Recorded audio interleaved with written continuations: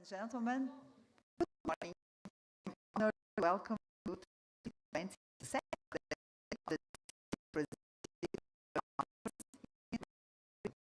that convene T20 Brasil members and the larger G20 community for the highlight of this year's T20 process. Over these 2 days, policy experts are having the chance to review the progress made throughout the year and propose fresh ideas and avenues for collaboration leading up to the G20 Summit in November and beyond. The T20 is one of the 13 official engagement groups of the G20, bringing together international think tanks and research centers from member countries, besides invited countries and organizations. The primary goal of the T20 is to produce, debate, consolidate, and present policy recommendations to the leaders of the largest international economic cooperation forum. The T20 Brasil Midterm Conference is organized by SEBRE, IPEA, FUNAG, Rio de Janeiro City Hall, and BNDES, or BNDES, and is sponsored by CAF, Equinor, Veirano Advogados, AWS, Microsoft, CAS Brasil, and Suzano. We would like to thank our sponsors very much and invite you to watch together their videos. Econômico e Social, BNDES. Com certeza você já ouviu falar, mas talvez não saiba que todos os brasileiros e brasileiras são beneficiados pelo BNDES. Quando ligam um aparelho, o BNDES está lá, ajudando a gerar, integrar e distribuir energia. Quando saem de casa, o BNDES está lá, modernizando a infraestrutura, gerando emprego, renda e até mesmo financiando produção de tecnologia para aeronaves. Se são micros, pequenos, médios ou grandes empreendedores e empreendedoras, o BNDES está lá, impulsionando o crescimento e a digitalização. Onde estiverem, o BNDES está, valorizando a cultura, preservando o patrimônio histórico, como o Museu de Mariana, o Itamaraty, o Museu das Amazônias, o Museu Nacional e a revitalização da pequena África. E, claro, restaurando o meio ambiente. No almoço, o BNDES está também, inovando no campo e financiando o crédito rural. A gente está por todo canto, porque nossa história caminha lado a lado com o crescimento do país. É viabilizando a construção do Brasil que fazemos o desenvolvimento acontecer. Sabe como? Antes de tudo, com muita transparência e conhecimento técnico, sendo o maior financiador da indústria limpa e renovável, enxergando no cooperativismo uma organização produtiva, transformando o agronegócio em exportador, tecnológico e comprometido com a natureza, proporcionando mais trabalho e melhor condição de vida para o nosso povo. Sempre tivemos por aqui. Por isso, somos os melhores para desenvolver o que vem por aí. O BNDES está pronto para fazer o futuro acontecer. Inovador, para continuar evoluindo. Verde, pois não haverá futuro sem sustentabilidade. Digital e inclusivo, porque somos de todos. E neoindustrializante, para abrir novos caminhos.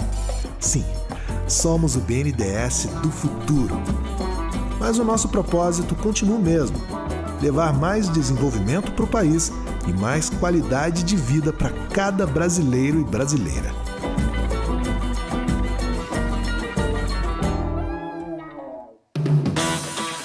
Rio, capital da cultura e da alma brasileiras. Da natureza integrada ao progresso, do sol, das águas e da arquitetura. Capital mundial da alegria. Antiga capital do Brasil, cidade maravilhosa, capital da inovação na América Latina. Acabou? Não, começa agora. Rio de Janeiro, capital da governança global. Quê? Capital do mundo? O Rio vai sediar em 2024 a cúpula do G20, encontro anual dos principais líderes do planeta, além de uma série de outros eventos do grupo das maiores economias do mundo. Uma baita responsabilidade, mas o Rio está acostumado com grandes eventos, de todos os tipos. Não tem jeito, eles gostam de vir pra cá. E é aquilo, você pode até sair do Rio, mas o Rio não sai de você. Saudades do Rio no centro do mundo, né? Se prepara que a gente vai ser a capital do planeta em 2024. Rio, capital do G20.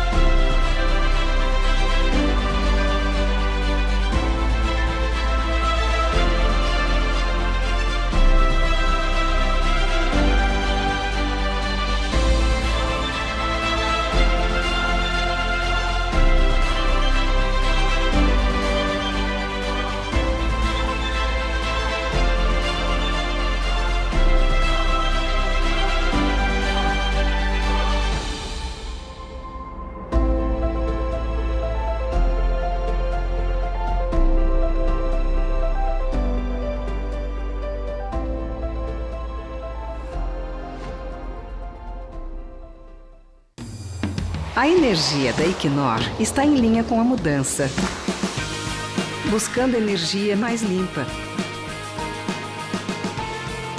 alinhando eficiência com fontes renováveis, em linha com a inovação e com a diversidade. Nossa energia está em linha com um futuro melhor. A energia da Equinor.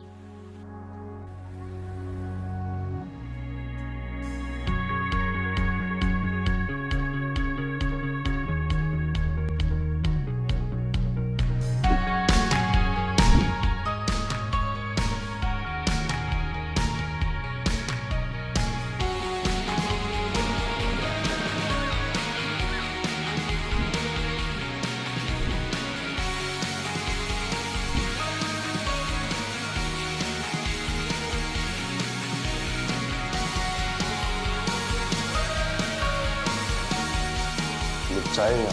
Aqui.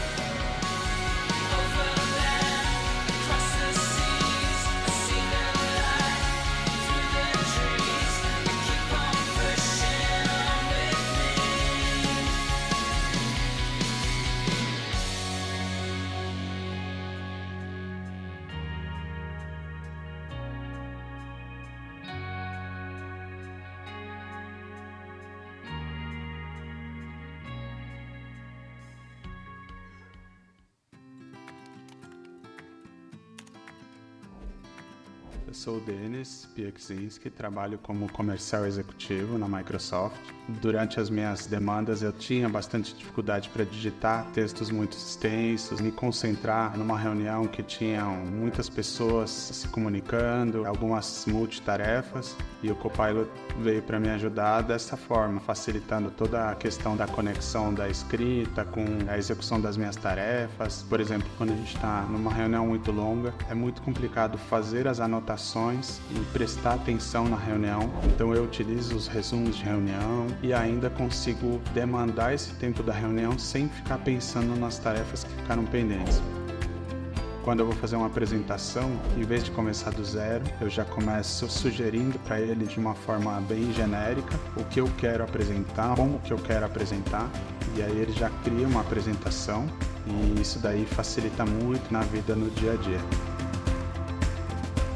todo mundo pode passar em algum momento por uma dificuldade, seja por uma deficiência ou quando a pessoa fica doente, seja no auxílio de visão, auditivo, de comunicação, de uma forma temporária ou definitiva, uma necessidade diferenciada e que a IA pode com certeza apoiar. Quando a pessoa sente confiança em trabalhar com uma ferramenta que facilita o trabalho, proporciona um bem-estar muito maior. E você, o que vai inventar com seu copilot?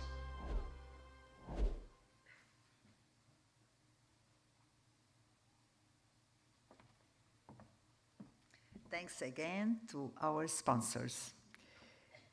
I would like now invite to this opening session this morning. I have the honor to invite to the stage Ms. Renata Amaral, Secretary for International Affairs and Development at the Brazilian Ministry of Planning and Budget.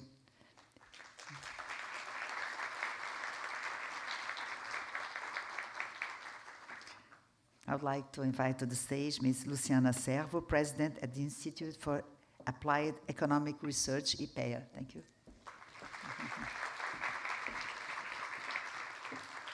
And invite Ms. Maria João Rodrigues, President at the Foundation for European Progressive Studies, FEPS.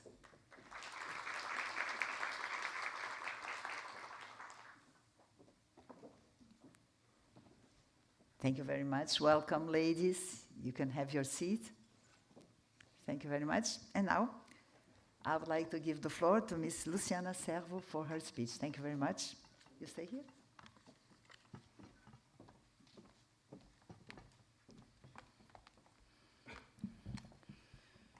Thank you all again for being here for the second day of this seminar of the midterm of the T20 Brazil. Well, these opening remarks here will be previous to the panel that will discuss fighting hunger, poverty, and inequality. In this sense, I will talk more about inequalities in my opening remarks, and then I think the others will follow, and we'll have a speech from Esther Duflo and also from Flora Miamba. And why inequalities? First of all, we have to see what we have here at the task force of T20. You see inequalities in all task forces. The first one, and clear one, is Task Force 1, when you say fighting hunger, poverty, and inequalities.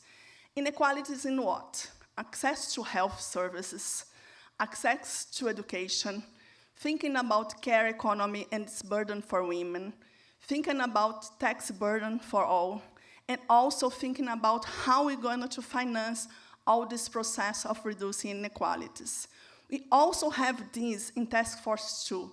We have this when they say the term inequality refers to equitable access to finance and technological transfer, but also an inclusive, just energy transition. We have in the reforming of financial architecture services, financial architecture, we have financial system rules and regulations and global finance safety nets to promote stability, sustainability, and equity. That is also makes reference to ensuring a fairer global tax architecture. Trade investment and inclusive growth refers to trade and investment to fight inequity, poverty, hunger, and social inclusion, and also makes a reference to women in trade. Inclusive digital transformation. Digital inclusion and minimal connectivity are one of the topics. And Task Force 6, about strengthening multilateralism and global governance, is not referring to inequality in itself, but for sure has to have something to do with it. So, yesterday we saw the terms social justice, fairness, and inclusion being repeated in all panels, all the time. So T20 has to deal with inequality. G20 has to deal with inequalities.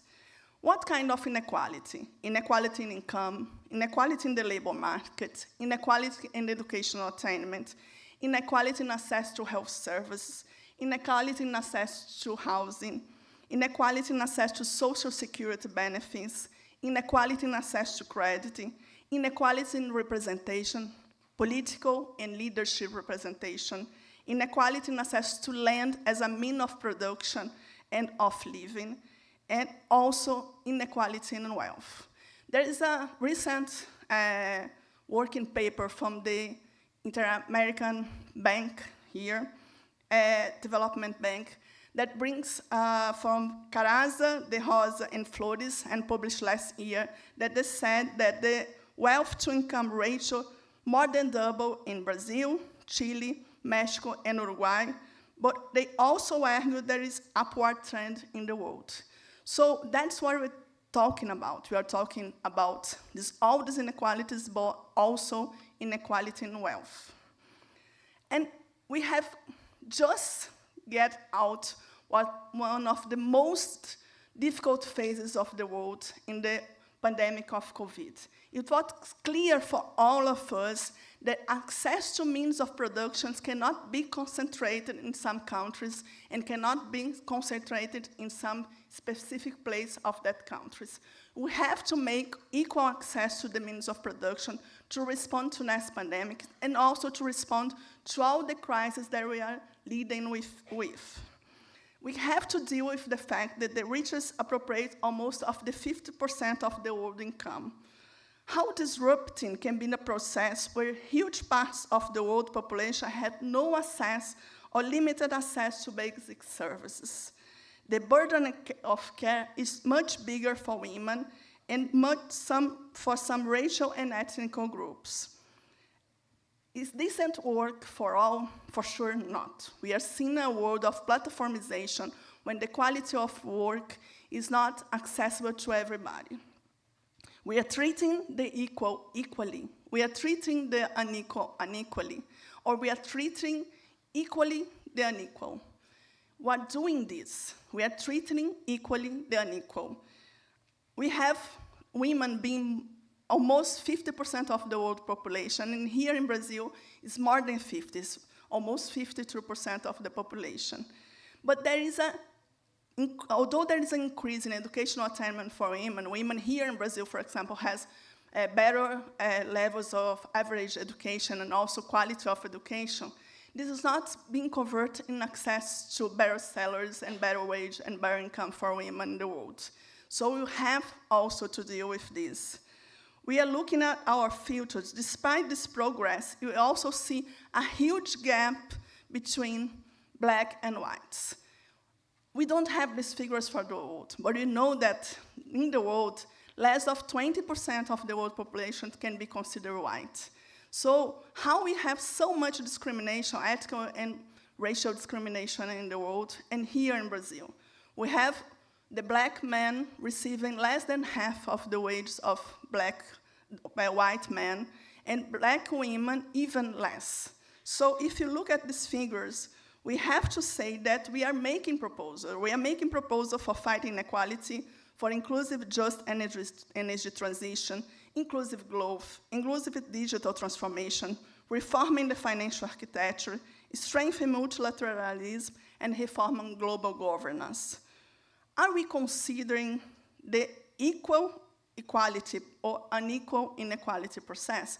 Are we really embedding in considering the criteria of equity and justice in our proposals? Are we bringing gender, race, and territory as part of our proposals? That's something that is meaningful. We are doing meaningful proposals. If you are doing meaningful proposals for T20 and G20, we cannot not consider racial and ethical aspects of inequality. We cannot not consider the aspects of territory. We cannot not consider the aspects of gender.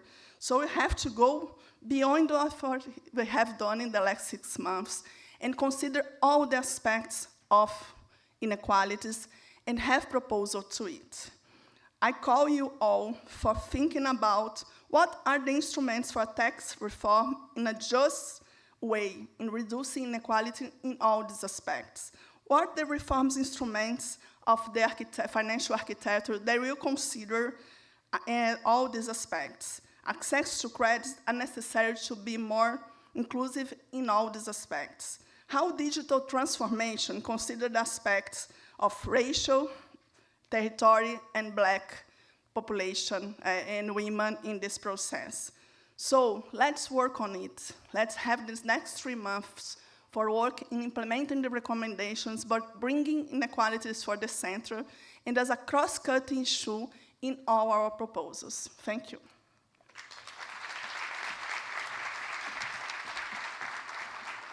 Thank you very much to Ms. Luciana Servo. She is the president at the Institute for Applied Economic Research. And now I invite to the rostrum, I have the pleasure to invite Ms. Maria João Rodrigues, president at the Foundation for European Progressive Studies.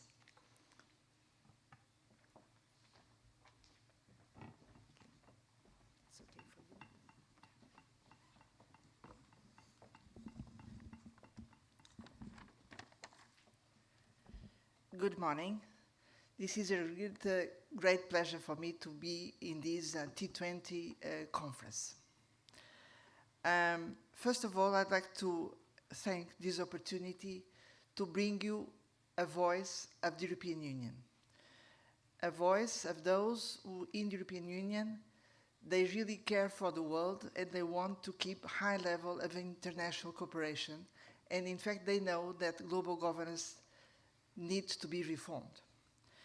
You should know that we have many voices thinking like that in the European Union, and we keep a very influential role. So we intend to use it for the future in cooperation with all the partners of G20.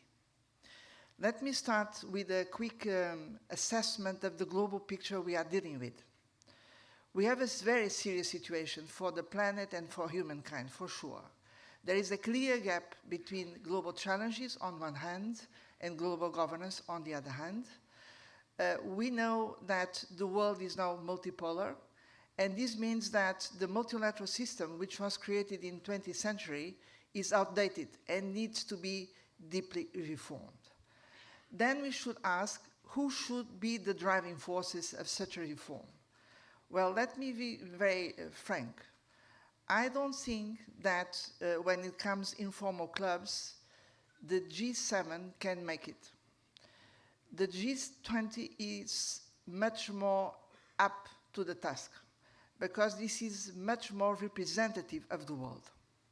So G20 has a very important responsibility, and particularly when we have the leadership by Brazil and very closely also South Africa.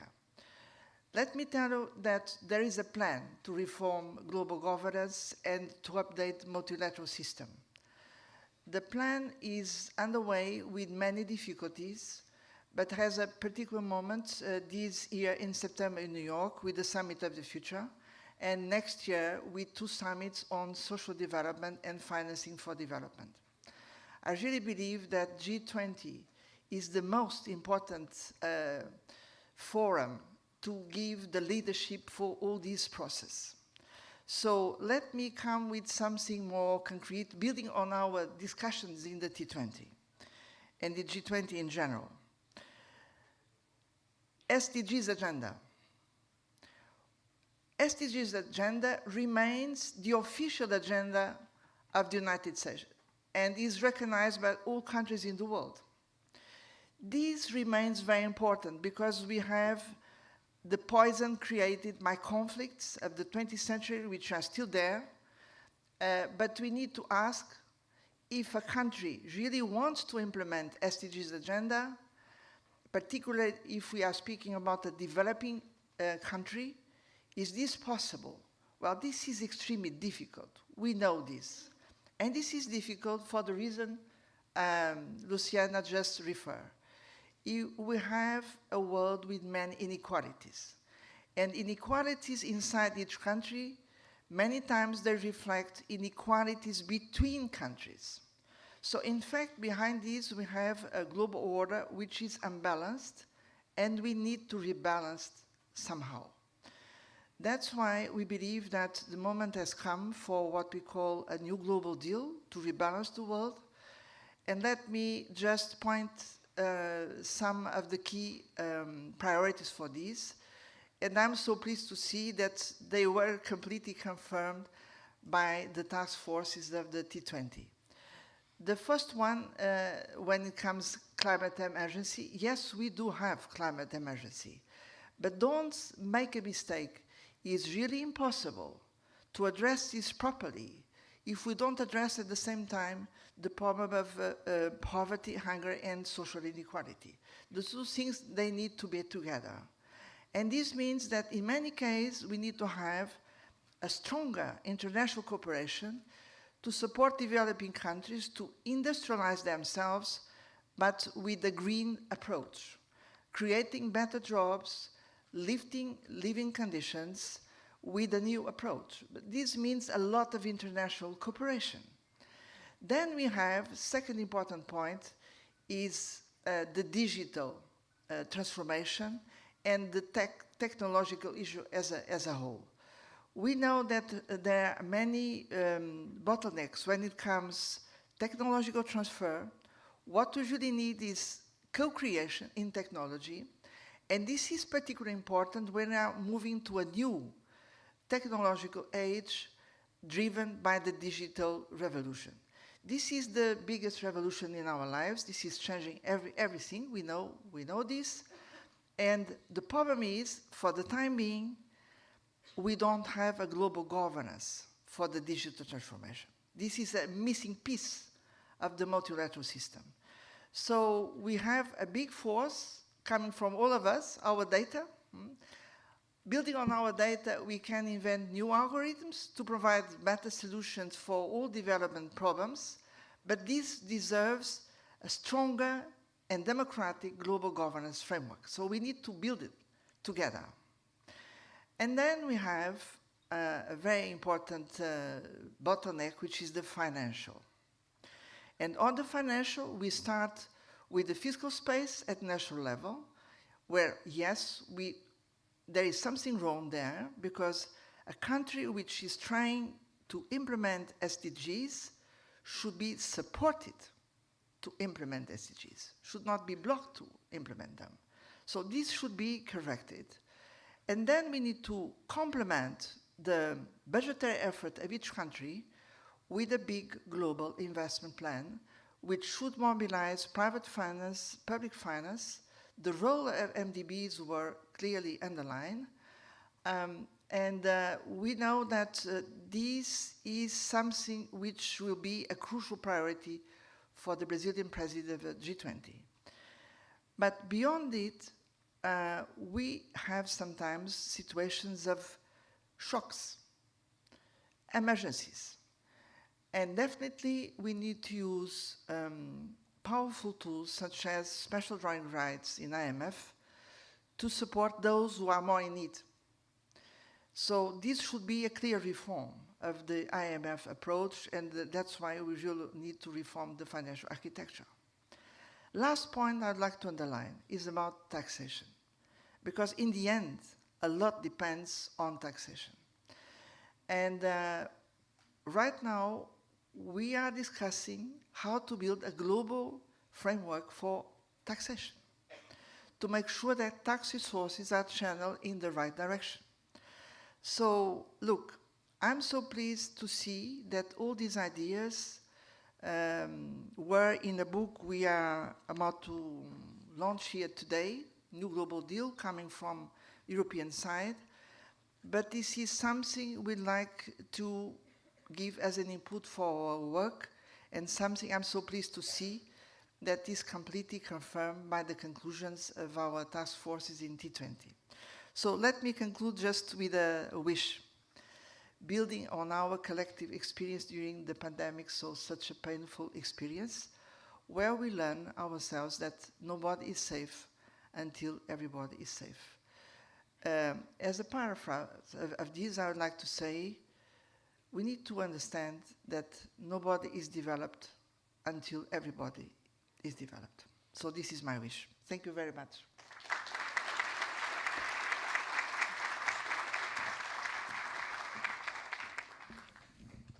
Thank you very much, Ms. Maria João Rodrigues, President of the Foundation for European Progressive Studies. Thank you very much for your message. Now I have the honor to invite to the floor Ms. Renata Amaral, Secretary for International Affairs and Development at the Brazilian Ministry of Planning and Budget. You have the floor.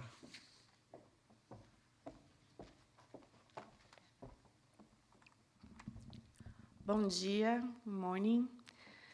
So as promised, I'm gonna make a complaint before saying I have the pleasure to be with you this morning, but I guess almost everyone here was invited to a samba last night, and I was not. And I don't know how many people asked me, why didn't I go to the samba that I didn't know about, Luciana and Julia? So I want this to be on the record before anything, yeah. And they said they reserved that chair here in the front row to try to make it better, but no. So it's a pleasure to address you today at the T20 Brasil Midterm Conference. I'm delighted to see so many friends and also to be in Rio, which makes me ask, why do I live in Brasilia every time I come here? But this is a very timely moment to access the process of the Brazilian presidency of G20 thus far and exchange impressions leading up to the summit in November. On behalf of the Minister of Planning and Budget, I would like to congratulate SEBRE, the Brazilian Center for International Relations, the Alexandre de Guzmão Foundation, FUNAG, and the Institute of Applied Economic Research, IPEA, for their efforts in leading the T20 work this year and organizing this event. I also want to extend my congratulations to all the companies and development banks that contributed to sponsoring this event, as well as to the public present here today. I believe that the ones that are not, it's because of the samba, right? It's too early. So the Brazilian G20 presidency, I want to address just three specific issues that we are addressing in the presidency. But first, as Luciana mentioned, we placed the inequality at the center of the problem this year in all its dimensions. In our view, equality and sustainability are indispensable for a prosperous world. And as you know, under the motto, Building a Just World and a Sustainable Planet, the Brazilian presidency of G20 has defined 3 general priorities to foster this agenda. 1 is social inclusion and the fight against hunger, 2, energy transitions, and 3, the reform of global governance institutions. From the Ministry of Planning, we are contributing in specific ways. Throughout the Brazilian presidency of G20, every Brazilian ministry and federal agency has been wholehearted, dedicated to advancing the aforementioned priorities across all sectors in their work. At the Ministry of Planning and Budget, we champion solid and long-term public policies, the efficiency of public spending, the promotion of environmentally sustainable and socially inclusive economic development, and the improvement of international institutions' governance. Those commitments are evident in domestic initiatives, such as the formulation of the government Pluriannual Plan 2024-2027, and the administration of the federal public budget, and also in our actions in the international level, such as our interaction with multilateral development banks. They are governed either by me or by Minister Simone Tebet. So I want to address three specific issues, as I mentioned.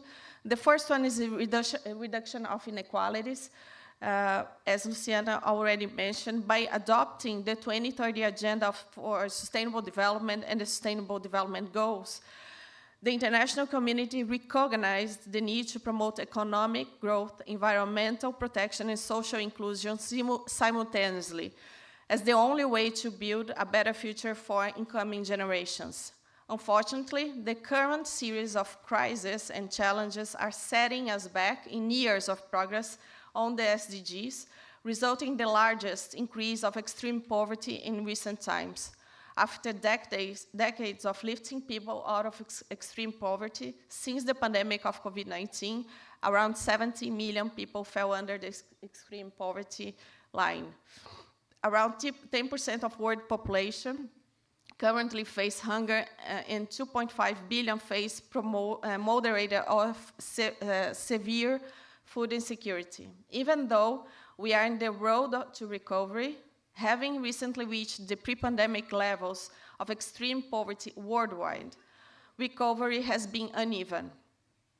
Although middle-income countries are back to 2019 levels of extreme poverty, the poverty rate has actually increased in low-income countries. It is like if 3 years of the fight against extreme poverty were wasted. This is why Brazil is also proposing the establishment of a global alliance against hunger and poverty, which will be formally launched at the G20 Summit in November in Rio, here in Rio. The alliance will aim at taking concrete steps to mainstream a set of established domestic public policy instruments, which can include targeted cash transfers, school meal programs, support for family farming, single registry systems for low-income persons and families, and social security mechanisms. Our hope still is to eradicate hunger in the world by the end of the decade, as determined by the 2030 Agenda. Empowerment of women and gender equality. This is a topic very close to my heart and to Minister Simone's heart as well. I don't know if you know, but Renato Baumann can confirm, I'm the first woman ever female Secretary of International Affairs of the Ministry of Planning and Budget after 55 years of men. We are led, me and Luciana, by another strong woman, Minister Simone Tebet. I would like to take this opportunity then to highlight some of our efforts to promote empowerment of women and reduce gender equality at the Ministry of Planning and Budget and also in Brasilia throughout other ministries. Since 2023, last year, with the beginning of President Lula's term, gender issues have been placed at the center of the Brazilian government agenda, with the recreation of the Ministry of Women.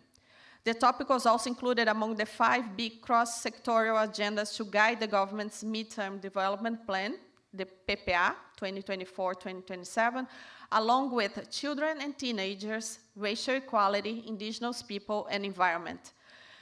In the scope of the regional multilateral banks, where the Ministry of Planning and Budget represents Brazil in the Board of Governors, we seek to align their strategies to our policy priorities and to mobilize resources towards projects with that agenda. In this sense, we are advocating for the integration of gender and diversity perspectives into the institution's daily routines, strategic planning, and operations approval proceedings, for instance. To illustrate that, I want to mention some concrete actions. Last year, the Ministry has signed an important memorandum of understanding and technical cooperation agreements with international organizations and development banks and agencies to promote initiatives on gender equality. We have signed with the French Agency for Development, with the IDB, with CAF, with OECD, with the World Bank, with Fomplata, and we are doing others within the next months. Our ministry has also promoted an innovative gender-focused initiative by offering a workshop designed to empower women in leadership roles within subnational entities, such as municipalities and state governments. With this workshop, which was conducted in partnership with Instituto Alzheimer's and the Development Bank of Latin America and the Caribbean, CAF, we were able to capacitate over 50 women to access resources from multilateral development banks. Last year, we found out that only 8% of all external finance that we receive in Brazil from MDBs, from multilateral development banks, were projects that were presented by women. Only 8%. We have over $40 billion now in the country in projects. Last but not least, I want to mention that we are currently in the process of approving a formal directive this week, actually, for the Ministry of Planning and Budget, focusing on fostering equal opportunity and providing enabling conditions for women in leadership positions. Very quickly, I want to address racial ethnic equality. This issue is not specifically addressed in the 2030 Agenda, despite its importance for achieving social rights and sustainable development for all. In Brazil and many parts of the world, sustainability and poverty reduction could be better achieved if policies for the reduction if policies for the inclusion of the indigenous and Afro-descendant peoples and the elimination of racism were more decisively promoted. Bearing that in mind, Brazil has proposed the 18th Sustainable Development Goal, which deals with promoting racial ethnic equality. The SDG 18 was voluntarily adopted by Brazil during last year's United Nations General Assembly. In its presidency of G20, Brazil is inviting everyone to debate international perspectives on this subject. Just final considerations. I would like to say that the road for implementing public policy with purpose of and effectiveness is challenging and multifaceted. This is why the collaboration between G20 and T20 can be so valuable. As I conclude, let us carry forward the belief that we can create a world where equality, be it economic equality, ethnic, racial, or gender, is not just an aspiration but a reality. Our collective efforts will pave the way for a future where every individual, regardless of their background, has the opportunity to thrive and contribute to a more inclusive, equitable, and sustainable world. Thank you very much, and I really wish we have very constructive discussions in this last day of the forum. Thank you.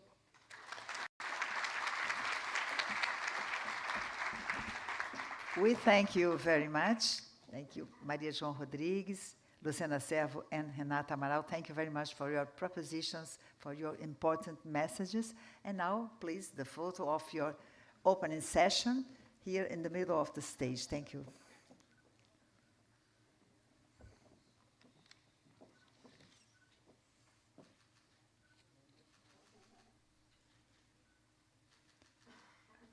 Thank you very much for your presence and your participation. Thank you.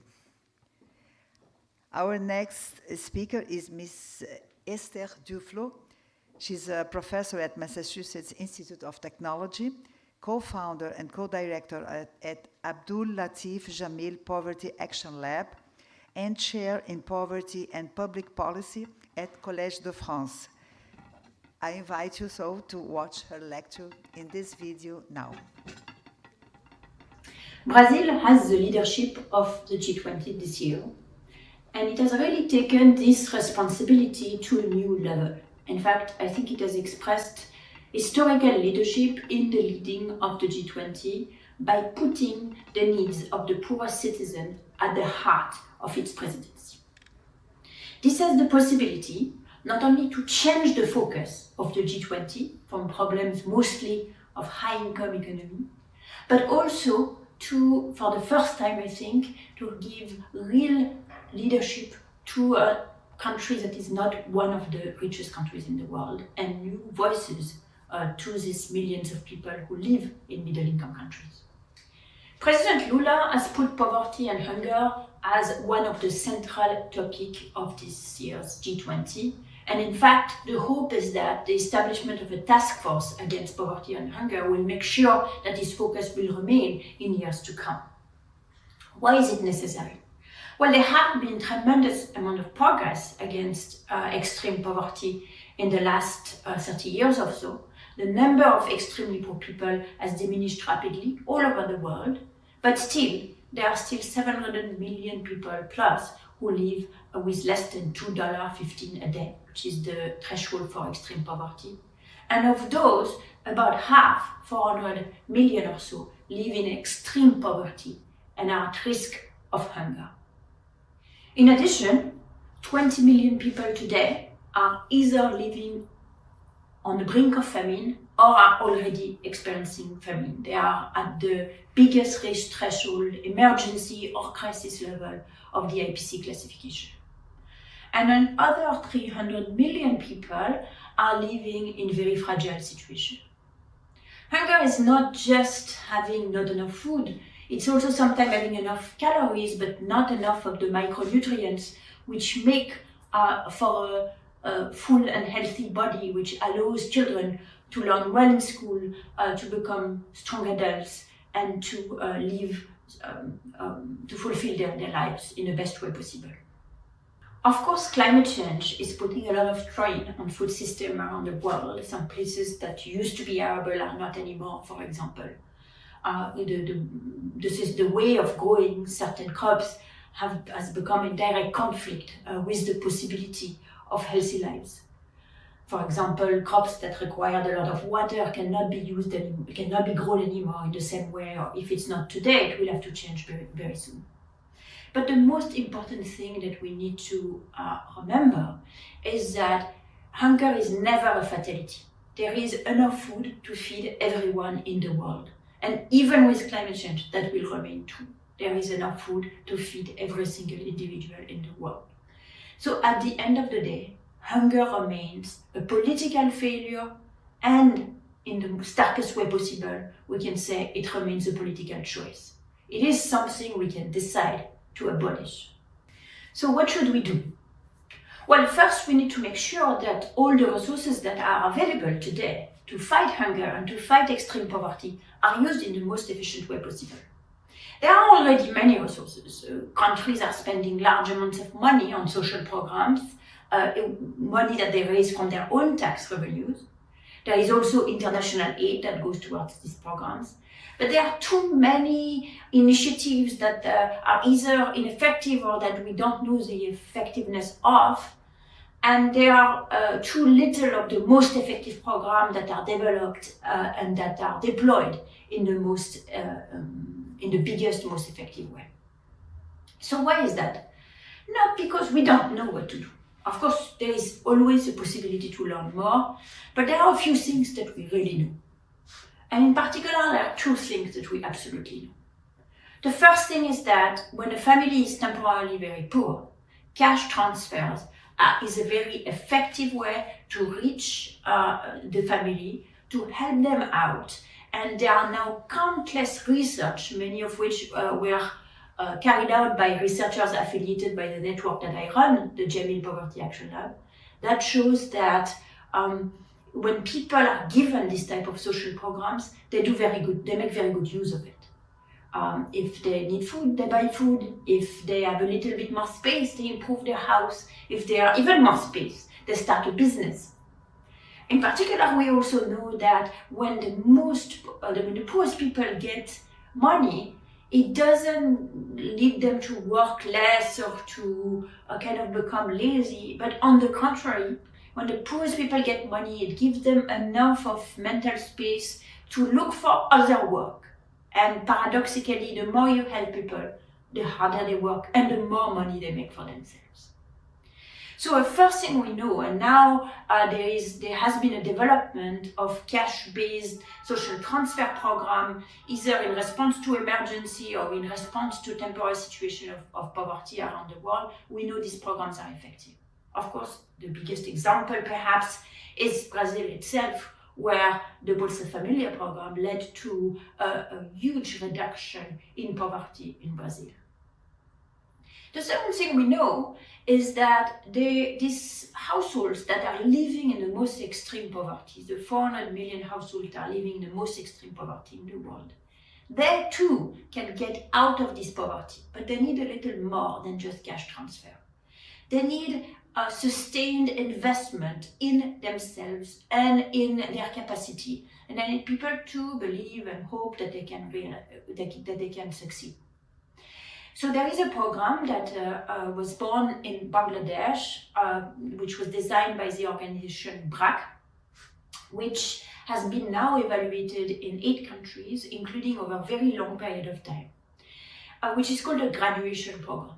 Why is it called graduation program? Because it helps people graduate from extreme poverty. Under the graduation program, people get an asset, for example, a pair of cows, or enough to start a small business, or a sewing machine and some textile.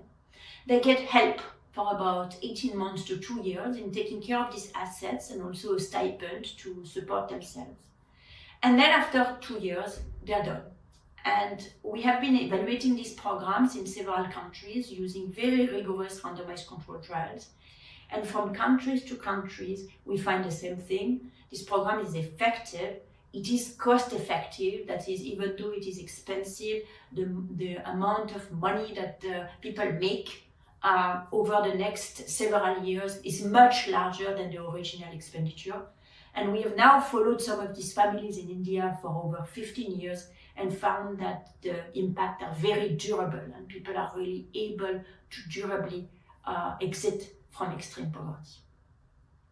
Both of these programs, cash transfer program and ultra poor program, graduation program, have been put in place not only in the context of small experiment, but also at a very large scale by governments. So of course, cash transfer programs are very common all over Latin America and in many other countries as well.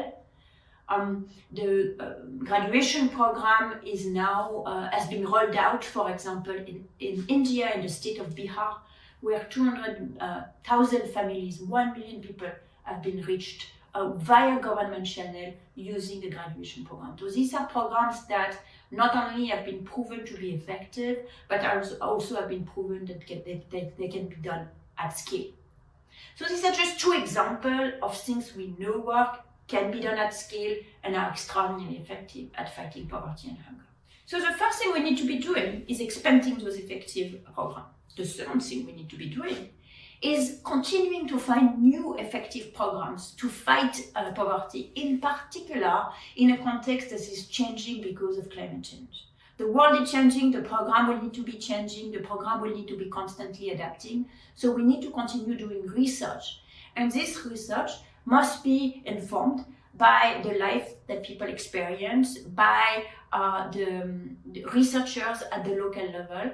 In my organization, GPAL, we are running a lot of these programs, including in Latin America, including in Brazil, but all over the world, in collaboration between local researchers and international researchers to find out what works and what doesn't work. And this needs to continue going on. In fact, we will need more and more innovations. But also it will be important when new programs that are effective emerge from this process, that those programs are being adopted on a larger scale. So that's the second thing we need. The third thing we need, of course, is more money. As I said, in between there already is money that governments themselves are spending, but the needs are likely to increase a lot due to climate change. Climate change that is not just in the future, but is also with us today, that it's putting tremendous amount of pressure on the lives of the poor, that is causing very many premature deaths, and only in poor countries. So we need to be able to respond to this, we need to be able to protect people for this, and for this we will need extra resources, and we need to mobilize those extra resources. So is it possible to mobilize such resources? Well, along with Mr. Haddad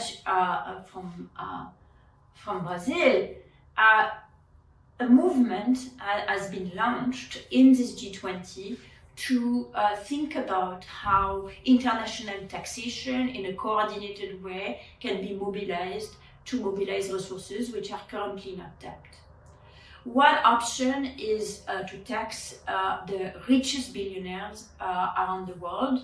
So the calculation from the EU Tax Observatory in a report that has been shared with the G20 presidency shows that taxing the 3,000 richest people with only 2% of their wealth every year, which is a very small amount of tax, would lead up to $250 billion extra dollars. In addition, we already have passed a landmark agreement to have a minimum taxation of the largest multinational corporations. That tax is at a very minimal rate today of only 15%. Increasing it to, say, 21%, which is the rates that had been initially proposed, would raise another $250 billion a year. So just these two sources would raise together $500 billion a year. And my contention is that what I would like to propose to you is to make the point that this $500 billion, if they could be raised, they are not the money of the US where the rich people live, or France where the corporation might be headquartered. it's really the money of the entire world, because at this level, this type of wealth of those corporations, of these individuals, are made in a very globalized world, with globalized consumers, with globalized workers, and therefore it is really the world's money. And the taxation that affects the richest individual and the largest corporation is very, very, very small. It's much smaller than that of pretty much anybody else, at least in wealthy countries. So this is a source of funds that is currently a potential of tax revenue that is currently untapped, that in my opinion belongs to the whole world, and therefore that could be harnessed to address this fundamental problem of hunger and extreme poverty. And one very natural way to link the two is to say, look, the poor are suffering the most from climate change. They are the ones whose lives and livelihoods are directly affected by this hotter temperature, because they live in hot countries and because they are not protected. On the other hand, they contribute very little to climate change. Therefore, we owe them some significant amount of money. And how are we going to repay this debt? Well, one way is to say, fine, let's collect these additional sources of revenue. They won't be missing because they are today not collected, and therefore they are not already affected to another use inside the rich countries. There won't be a big burden on the wealthiest people or the largest corporations, because that's really very, very small amounts of extra taxations on very, very wealthy individuals and corporations. But they will make all the difference to make this either a loss and damage fund for climate or a task force for hunger to be properly funded. So that's my proposal to, as a kind of, to get reflections, to get some reflections started. I hope you have a great conference, and I'm looking forward to see what comes out of your deliberations. Thank you very much.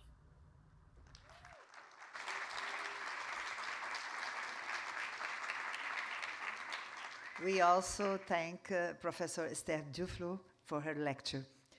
And now I have the honor to invite to the floor our keynote speaker, Ms. Flora Miamba, Executive Director of the Women and Social Protection in Tanzania. Welcome, Ms. Flora Miamba.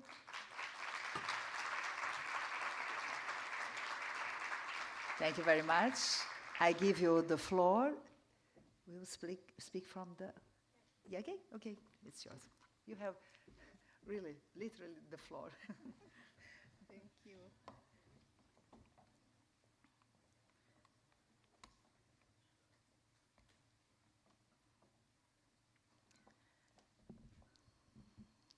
Good morning. I'm pleased to be here, and thank you for organizers for inviting me here. I am humbled to be speaking this morning to you, presenting this keynote speech. I don't know how I ended up being alone up here, but I'll manage. And thank you, Esther, for giving some key highlights in social protection. You paved the way for me on some of the things that I wanted to say, so it will be easy. My role is to give some reminders, or when we say gentle reminder to something, I think this is non-gentle reminder to some of the aspects in terms of social protection and gender in some of these recommendations that we are putting forth for G20. So what I want to remind on is to make sure that we speak them loudly, and we make them visible and reflect in the conclusions that we are giving. So just to think of the Task Force 1 on expanding access to social protection and basic services. Why? And I want to reflect much on what is happening in Africa, see what are some of the gaps and some of the steps that we have made, or success or best practices that we can learn from as we move on. And so thinking just of these recommendation on expanding access to social protection, why are we bothered? Why are we concerned in Africa? What are we saying? What is happening? What is the situation there? I want to raise to you the fact that coverage in social protection in Africa is quite low, very low, in terms of horizontal coverage and vertical, in terms of horizontal, in terms of the percentages of the population, average population covered through social assistance programs. We've been hearing about cash transfers, social assistance programs in many different ways. It is around just 10 to 15% of the extreme poor, and you can imagine these countries are developing, they're quite poor. They have large percentages of the poor populations. Like, for instance, in my country, about 28, maybe they say 26 now, people are living below the poverty line. But only 10%, around 10%, going 11 or 12, are covered by the social assistance program that we have, the productive social safety net in the country. And the situation has been quite standard for many African countries. We are around that level. And on the other hand, we have contributory social protection programs that are also quite small in terms of numbers, accounting for about just 8 to 12% in average for the workforce. So you can imagine just that percentage to be covered by social protection, and also the 10% to be covered for extreme poor who are receiving social assistance. And the rest of the population that is living under the poverty line are what we categorize as the missing middle, who are full of who are mainly in the informal economy. And I'll talk about how that reflects to the gender issues, like differences between men and who overrepresents who a bit later on. But I wanted to just make that reflection so you can have a feel of how far we are behind in terms of the coverage of social protection in Africa. And when I said horizontal and vertical, so I talked about the horizontal. Now the vertical is the amount of benefit that these people are receiving, the beneficiaries are receiving, particularly in the social protection, social assistance program, the cash transfers.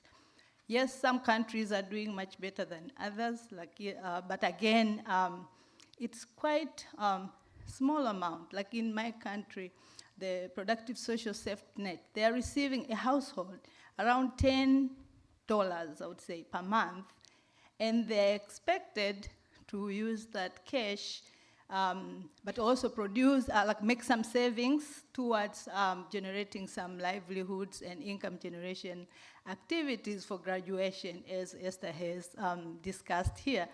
And so it is taking forever, I would say. And the program, for instance, programs have been, they tend to run for quite some time, and some beneficiaries don't feel ready to graduate or don't feel ready to exit the program, I may say, because we haven't done real graduation models to be able to say, yes, these are graduating or ready to graduate, but just exploring how ready they are, how do they feel that the benefits that they have received have moved them in terms of being able to even exit out of the program has been quite a challenge. So we do have a long way to go. We have a recommendation on fiscal policy, focusing on transfers and gender issues of financial commitments. Again, has been discussed earlier here. But what I want to say is in Africa, majority of the policies and programs remain donor dependent.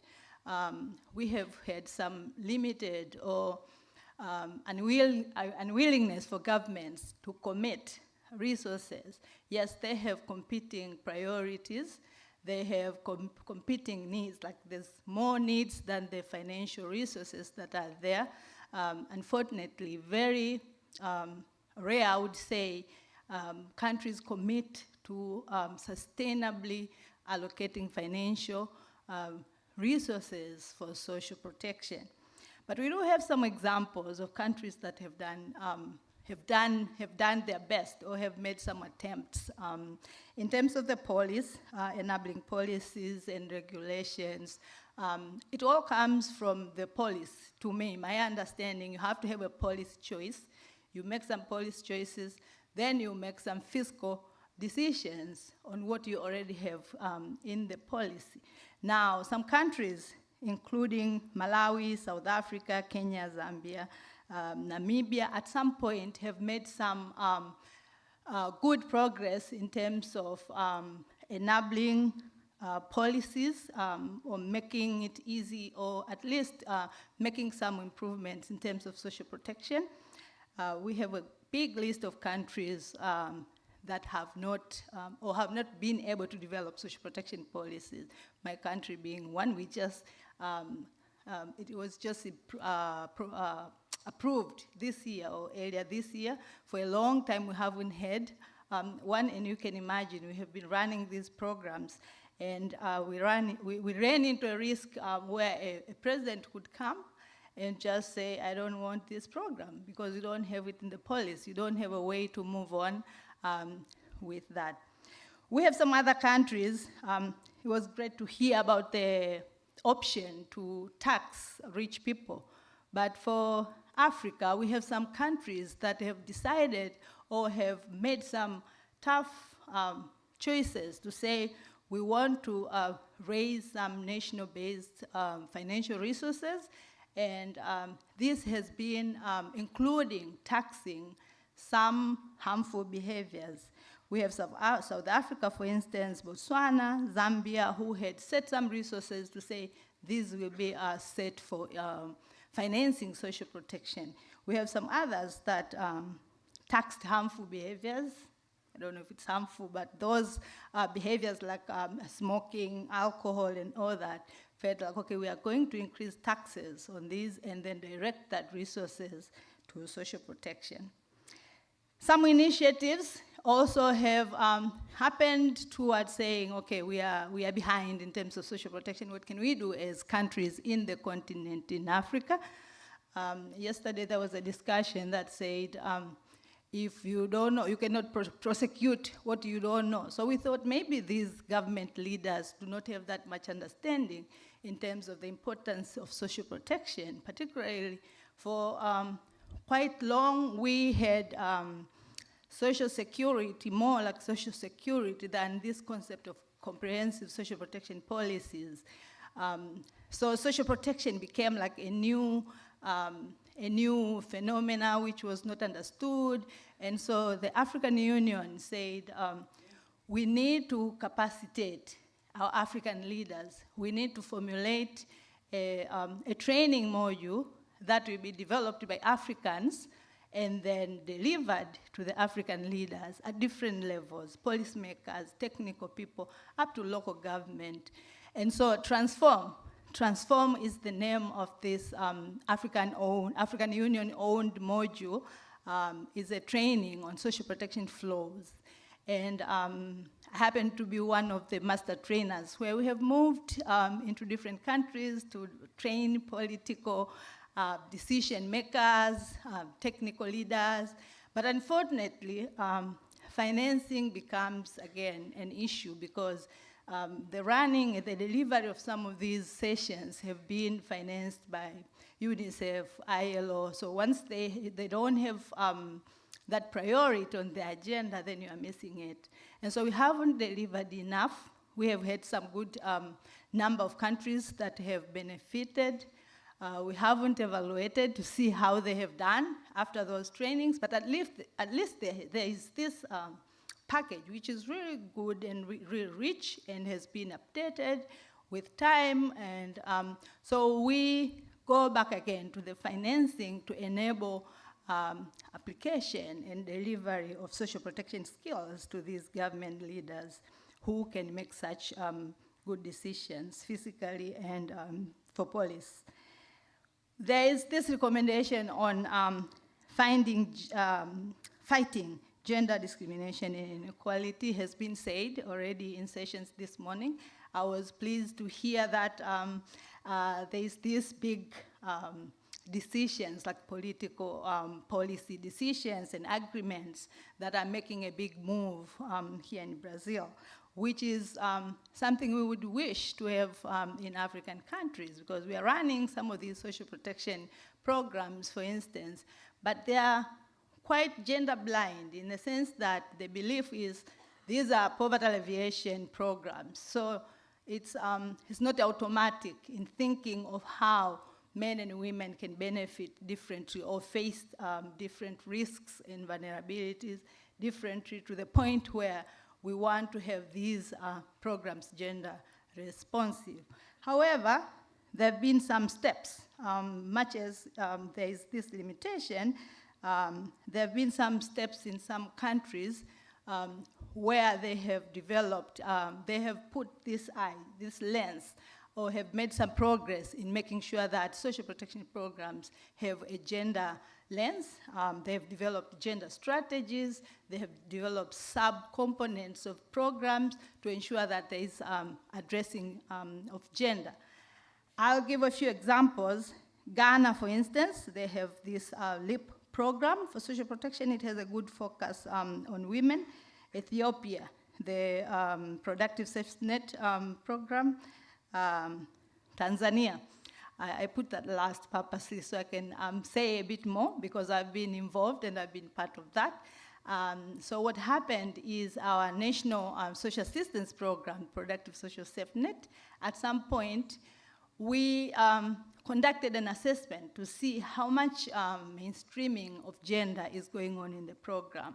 Out of that assessment, we learned that, first of all, there wasn't any strategy that was guiding the implementation of the program at all levels: design, implementation, M&E, and all that. And that assessment was, again, financed by UNDP. And after that, the Gates Foundation came in and said, okay, we can finance and develop a gender strategy. Again, I was part of it, so we developed a gender strategy and action plan for the whole program, for each component, to say if you are running. And again, we are doing cash transfers, public works, and livelihoods, which are aimed at graduating these beneficiaries. There are issues with it, again, because livelihoods, not everyone is receiving it, just the number is small. That's why I complained earlier that graduation is still not happening any soon for the majority. So what we did is we designed some guidelines for each component. If you want to be gender responsive, when you're doing public works, choices of projects, how are you supposed to be doing that? Make sure that there is involvement of men, women, do this and this. So the ABCs for each component, training issues, M&E. So we supported the program in doing that. And then we trained the implementers at all levels to ensure that they have the capacity to implement, to understand, but also implement this gender responsive. And now we're doing assessment to see whether that has made some differences, because it was like 3, maybe 5, 2019, I think that's when we started this process. So we are doing an assessment to see if there has been progress made, and whether or not we need, for sure we'll need some improvements here and there, but what kind and what specific improvements. So I'm naming it as one of the cases where we can say, much as we haven't done like all of what is needed, at least we have made some steps. And this is what we are calling for African governments to see and understand that when you are developing a program, you have to have this gender lens with it. Usually gender is, they say cross-cutting. Yes, for sure it's cross-cutting. You have to consider in all aspects of the programs and policies. But the risk and danger that we are running into is when you make it cross-cutting, it's like it's forgotten. Not everyone considered it, so it ends up not crossing anywhere. It's like it's not anywhere. When there are budget cuts, gender becomes the first one to be cut, because no one is like this championship of who says, no, we cannot cut this, we have to make a budget for this. We have to ensure that implementation is happening. we are missing all that. I think I'll add on the issue of coverage. When we are promoting universal coverage, we are really talking about, among other things, on the issues of gender, we are aiming at addressing poverty to women in the informal sector, women who are overburdened with unpaid care, who do not have access and ability to make some savings or even to be in contributory social protection schemes when they grow old or when something happens to them, at least to sustain them. So if we are able to promote universal coverage, we are actually going to address these groups. I'm reflecting again on what we have been discussing yesterday, today, the cultural norm change issue. This is something we are still lagging behind, and it's a difficult one. Changing culture is difficult. And in African countries, we are talking about patriarchy systems that are very strong. And we have some aspects that we are also struggling to say, if we want to change, what is it that we want to change in terms, for instance, of unpaid care? I am a mother, I have children, and I want to raise my children the way I want to raise, but sometimes I cannot because I'm now in Rio presenting, and someone else has to raise my children. Is this what I want? Maybe not, but what can I do? Like those trade-offs, what do we want to change and what benefits us differently is something that we still need to learn. So we still need research in Africa to learn what are the contextual aspects that we want to make change in these norms that we are saying negative cultural norms. And where can we learn? Like, what are the best models that have been tested elsewhere that we can adapt? At least within countries, like neighboring countries, that we kind of share some cultural values, but still have to test in your country because different context within even the country is presenting different issues. So you cannot just adapt and deliver, you have to also test. And we haven't had that, much of that. We are beginning, I would say. There are programs, for instance, through government recently were developed, and we want to learn from Rwanda.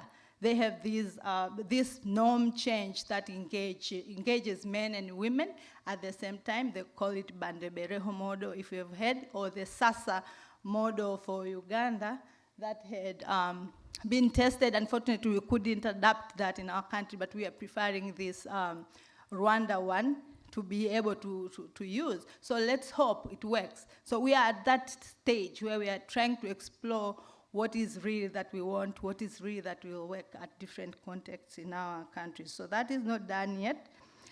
We have an issue with female, like getting strong female leaders, like in leadership positions. I cannot tell you how pleased I've been these 2 days seeing some powerful and strong women seated in some of these panels and presentations, something that we miss a lot in our countries. And when we are struggling about changing some of these patriarchal perceptions and the negative results that come with it, and you have majority of men expecting them to make such changes that will work actually against, kind of like against them, it is really difficult. So we really need to promote more women in some of these decision-making positions, of which we are still lagging behind in that. I am lucky to have a female president.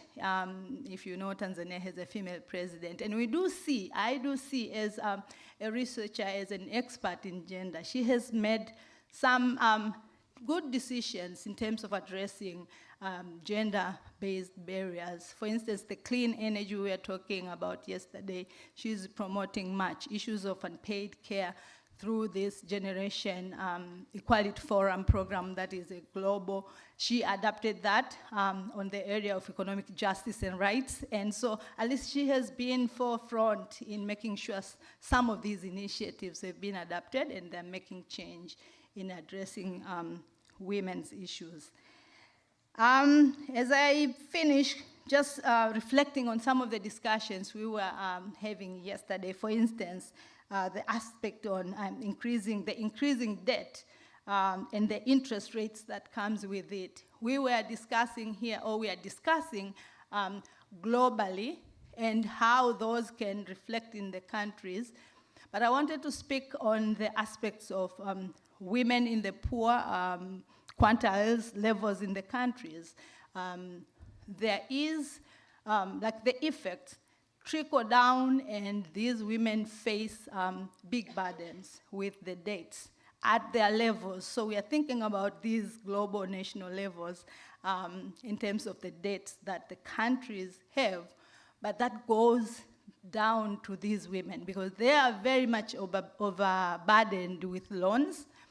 They try businesses, women in the informal sector particularly, they try some of these petty businesses, they borrow, business doesn't work, they have to borrow somewhere else to come and pay for this debt, they have to borrow somewhere else to pay for that. So in the end, they end up with lots of debts, but also taxes. So some of these issues, as we discuss, we have to also think how the effects at national level in many ways trickle down and affect these women in lower quintile even worse. I want to talk about on shock responsive issues and preparedness. We are facing challenges. When we talk about, again, financial deficits, resources, scarcity, and the many priorities that these countries have, unfortunately, it is quite rare to have preparedness in terms of facing some shocks. We are talking about food, hunger. We're talking about, for instance, COVID that came a few years back. It was difficult to handle because there isn't that preparedness in terms of financial resources, systems, for instance. Even the National Social Protection, Social Assistance Program that I was discussing about, the thought came, okay, if we have finance, can we use that as a platform to ensure that we address also the informal sector, which doesn't have a platform that we can easily address them. But again, coming to gender, who is suffering most? But what are the budgets? What are the available resources when such shocks happen? So the issue of setting aside some resources to address shocks and risks when they come, we are still quite behind. Just to reflect on the digital transformation aspect that we've been talking about, much as it's important and it's a recommendation that we are putting forth, just to remind that in African countries, we are leaving women behind. Largely women, we are leaving them behind because the access to digital for them is quite limited, very much limited. Just as an example, countries are also implementing electronic payments, are promoting now electronic payment or cash transfers, and beneficiaries of these programs are also largely women. Now, studies, like in my country, of how ready or how willing or prepared are they to receive the cash payments through their phones. I think it was like 30-something%, 30 or 37% out of more than 2 million women who said, yes, we can do electronic payment. And when we try to understand ownership of the mobile phones, they don't have. So they have to rely on a husband's phone or a son or cousin's phone, and they didn't trust them. So they said, I would rather just continue with cash than have my money stolen. But also capability. Some have their mobile phones, but they cannot use it. And so the moment money comes, they don't know. And we are talking about the larger population, rural agricultural women. Not like the urban ones. So I'm not exaggerating. I'm talking about the larger, like in countries like 75-80% of the population in the rural. So they have these challenges. They have the fees. They feel like the fees are quite high for them to do transactions when they have that money on the phone. Sometimes they have to rely on an agent, a mobile money agent, who they don't even trust. Sometimes they do by trust, but you don't trust them all the time because you don't know. So all these challenges, multiple challenges, have limited them from adapting the digital technology. So as we move towards digital transformation, let's be sure that we are not leaving these women and some other disadvantaged groups behind. Climate change, the same way. Women are affected, and I say they affect also because they're the ones working on, for instance, in our countries, like firewood collection is a woman, is a girl's work. So for them, they look at the trade-off. I have a family to feed, I need firewood, but there is here a forest that I have to deforestate because I need to feed, to cook for my family. So much as we are addressing issues of climate change in one way or another, we are addressing women and girls. The final point, I wanted to talk on the think tanks in Africa. Think tanks, civilly, CSOs, NGOs, researchers. We are now, unfortunately, I don't know how we can address this as a recommendation, but I've been in research for quite some time, and I do see the competition that we are now having in terms of financial resources, and some of these funds that flow into these think tanks, research organizations, CSOs from the Western countries, you have to compete for it because it is quite scarce as well. So a call for proposal is put out there. You hear like thousands of people applied for it and you didn't go in. But sometimes what is hurting us is these same organizations abroad are developing branches in developing countries. It's not a bad thing, but when you have to compete, we are disadvantaged in so many ways because we cannot compete to the quality that they have. But in the end, we end up doing as much or even more as local people because we have the knowledge, we know the context and all that. Now, this is a gentle reminder to say when you are partnering or when these Western world or Western researchers are partnering with local researchers, it's good for us to feel that kind of fairness, kind of partnership, good partnership. We are not saying it's bad, but we want to benefit. We want to see our capacities also grow. We want to see our involvement in some of this research. We sometimes see authorship in a way that I feel like a local person was supposed to be part of the authorship, a study about Tanzania done somewhere in Europe, done somewhere in America. So those are kind of reminders of some of the issues as think tanks that we continue facing, and we don't know the gateway out of that, but I thought I'll just mention it here because it's a think tank focus, and some of these barriers as we move on into making good evidence, good research, and the benefit of us being researchers. I think I'll end there. Thank you.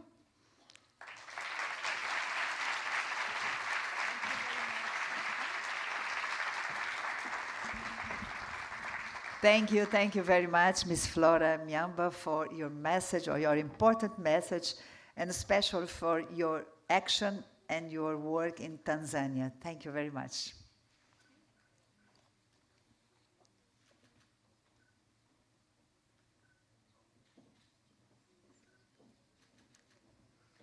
Thank you, and congratulations.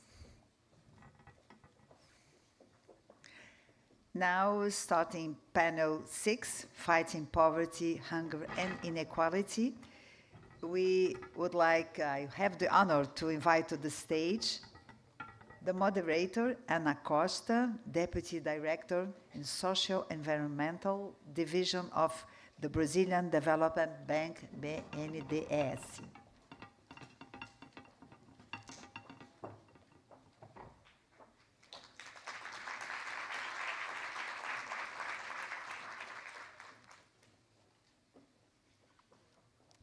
Thank you, Ana Costa. Welcome. Welcome to your house, your home. I have the honor to invite Saulo Seolin, General Coordinator for Food and Nutrition Security at the Brazilian Ministry of Foreign Affairs. Welcome, thank you. I have the honor to invite Rafael Guerreiro Osorio, Deputy Director of Studies and Social Policies at the Institute for Applied Economic Research, IPEA.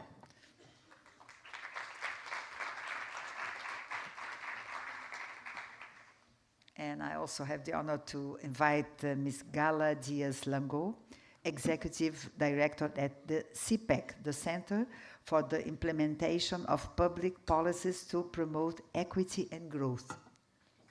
Thank you. And we welcome Stefan Devereux, Professional Fellow at the IDS, the UK Institute of Development Studies. Hello, good morning, Mr. Devereux. Can you hear us well? Okay, it's okay for you? Good morning, yes. Good morning. Thank you. Okay, see you soon. Thank you very much and welcome to you all. And now I give the floor to our moderator, Ana Costa. Thank you. Good morning and almost good afternoon to everyone. And first of all, I'm very glad to be here and to moderate this panel. I think this morning was great. Lots of women in leadership positions, so it was great to hear. And I think they made my life easier here because they already brought lots of figures about what we're gonna discuss here, about all the problems we have to fight exactly poverty, hunger, and inequality. And I think one figure I could bring here that I think it's very important to shed light on what we are going to discuss. It's about the 2022 World Inequality Report. As they say that in 2021, the wealthiest 10% owned 76% of the world's wealth, while the poorest 50% owned just 2%. So this is, I think, is the baseline. And as we saw here in the morning, we discussed about what we can do. So we talk about the coordinated taxation of the wealthiest. We talk about the social protection, that social net protection that we really need to put things forward. We talk about a greener industry because of all the climate changes problems we have. So I think we are talking about public policies and how can we deal with that to tackle all the problems that Task Force has put together, because they put together policy recommendations to offer inputs to the G20 Task Force on the establishment of a global alliance to fight poverty and hunger, as well the Development Working Group by fostering a debate around policies to tackle all forms of inequalities, including gender, race, and ethnic inequalities and discriminations. So we are here with all those speakers, specialists, to discuss those policy recommendations put forth by T20 Brasil Task Force 1. So we're gonna make two rounds of questions to each of you, and I'll start with Gala. So, Gala, the Center for the Implementation of Public Policies Promoting Equity and Growth, CPEC, is one of the co-chairs of T20 Brasil's Task Force 1, which focuses on fighting hunger, poverty, and inequalities. Could you please share with us the main policy recommendations that this task force proposed to the G20? Thank you, Anna. Good morning to you. Good morning to all, and thank you for the invitation. Well, you mentioned it. At Task Force 1, we had a major challenge. We were responsible of finding new ideas on how to deal with poverty, inequalities, and hunger, and to do so in 3 months. So the institution I represent, CPEC, one of the main think tanks of Latin America, we are based in Argentina, and along with MADE, we had the responsibility of leading this process. And the first conclusion we reached was that these problems, poverty, hunger, inequality, are a key aspect of the polycrisis we're facing globally. And therefore, any solution, in order to be efficient, needs to have a holistic and an intersecting approach.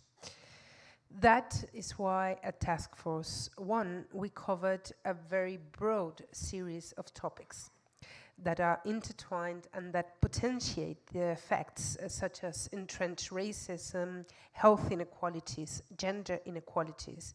And we also worked on how strategies and policies we know with some twitches can work differently to solve these huge problems more efficiently, ensuring access to social protection, basic services, using trilateral cooperation in promotion of policies to fight poverty and hunger, promoting fiscal policies to reduce inequalities and eradicate poverty, and also policies that foster food security and the care economy.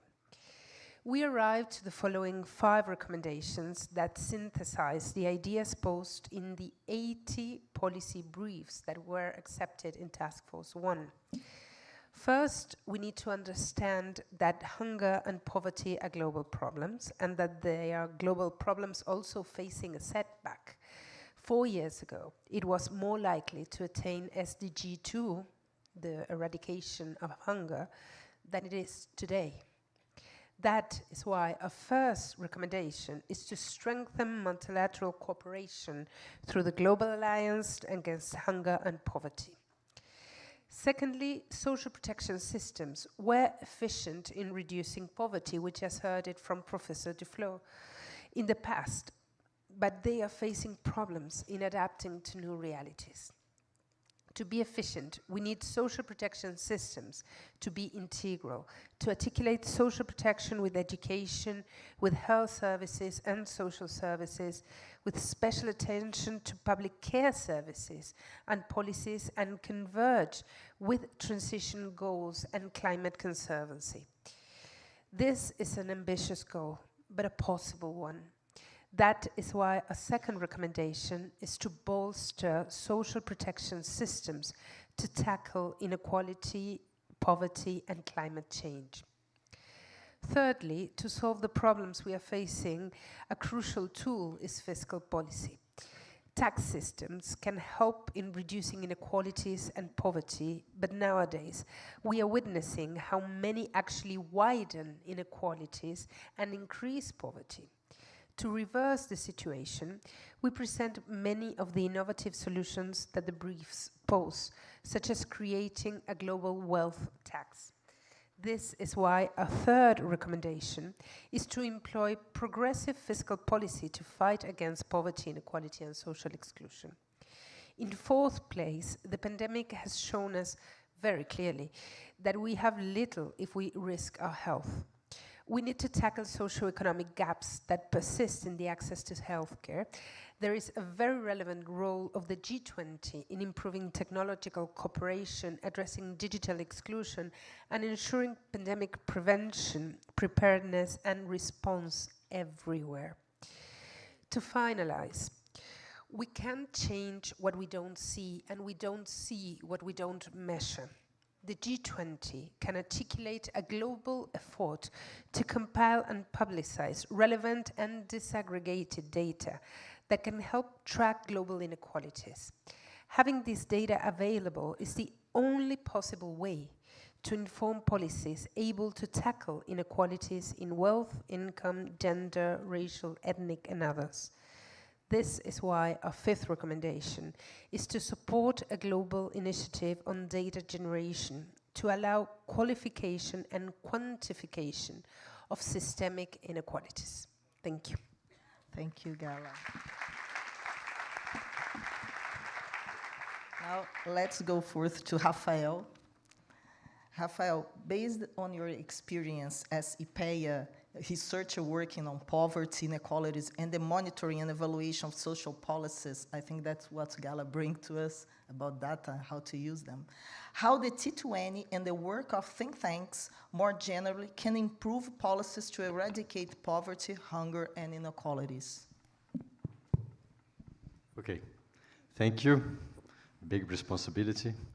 I was thinking what I was going to say to you today, what would be my message, my key message, and my key message is the last point made by Gala. Esther Duflo told us in her speech that we know a lot about poverty, about inequality, about what works and not works in many different settings. That's true. But it's also true that when we are doing this work, and when it comes in the end of the day to advise a government, okay, you're going to implement a cash transfer, you're going to implement a single registry, you're going to complement the transfer that you give to these beneficiaries with services and et cetera, then we face the barrier of the limited evidence that we have throughout the world. And this is something that we have to be advising the G20 countries, because many times the surveys, the household surveys that we need to do the job, they do exist. They do exist. But they are seldom done, they are not done frequently, they are done with different methodologies. So I had the experience to work with countries where we had like 3 surveys to work, and they were not evenly spaced in time, and one was done with the methodology of the World Bank, the other one was done by ILO, the other one was done by UNICEF, and they wouldn't talk with each other. So we had no way of producing like a time series of indicators that would tell us what is going on in this country. So I recently, the last country I visited while I was working with other countries in IPEA, now I'm not doing this anymore, I'm only working with the Brazilian government, which is plenty. I went to Iraq, and there was a discussion there where why the poverty headcount had raised and then went down again. And when I got their data to effectively study it, and I said, well, we cannot say anything about that, because if we measure the confidence intervals, we cannot say that this is a trend or it's just a trendless fluctuation. We cannot say much about that. Why? Because they had that survey. It's a good survey, but it has a very small sample. Okay, and sometimes they are done in countries that have part of their territories restricted. So even here in Brazil, when we talk about the policies, public policies, Brazil is a federation. We have almost 6,000 municipalities, and we don't even have population projections for the municipalities. Okay, we do here, we have a wonderful CSO, IBGE, they do population projections, but they do it by state. When it comes to know the population of the municipalities, we have to rely on these estimates made by mathematical models, because we don't gather data enough to do projections for municipalities. So this is something very basic, and this is something that we see all around the world. So we go to a country, and there were many pilot studies done, but if you want to scale up a cash transfer, you don't know where are the beneficiaries of this program, because you cannot map poverty in the territory, because you have a small sample, you can only produce data for the whole country. And this is not useful for the countries, because imagine you are the president of a country and you're trying to deal with illiteracy, for instance, and someone comes and says to you, look, the illiteracy rate in your country is 20% of the adult population. Okay, but where are they? This is useless for you, because you cannot do anything with this number. So we need to invest a lot in the quality of evidence, on having good household surveys. And many times, countries of the G20, they are funding these surveys through international organizations, and they don't require that the data that is produced is released in the public domain. So these surveys sometimes are wonderful, are very rich, but they are stuck there in a server in the Central Statistics Office, and no one is using it. Not even the people from the own country. people in the university. So I say, but why are you doing poverty lines with consultants from the World Bank? Why are you calling us from Brazil to do another work for them? Why don't you work with the Department of Economics of your local university?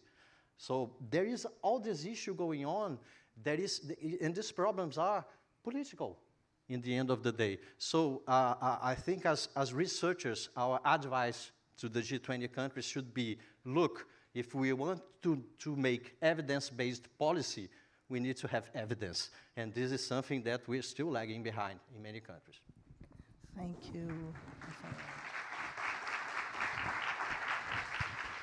And if I could build up on what you say, I think besides all the problems you bring to us, I think there's the problem of to be aware of the premises that each of these studies are using, because they could make it visible or not what you want to investigate. So I think this is a really hard thing. Thank you very much.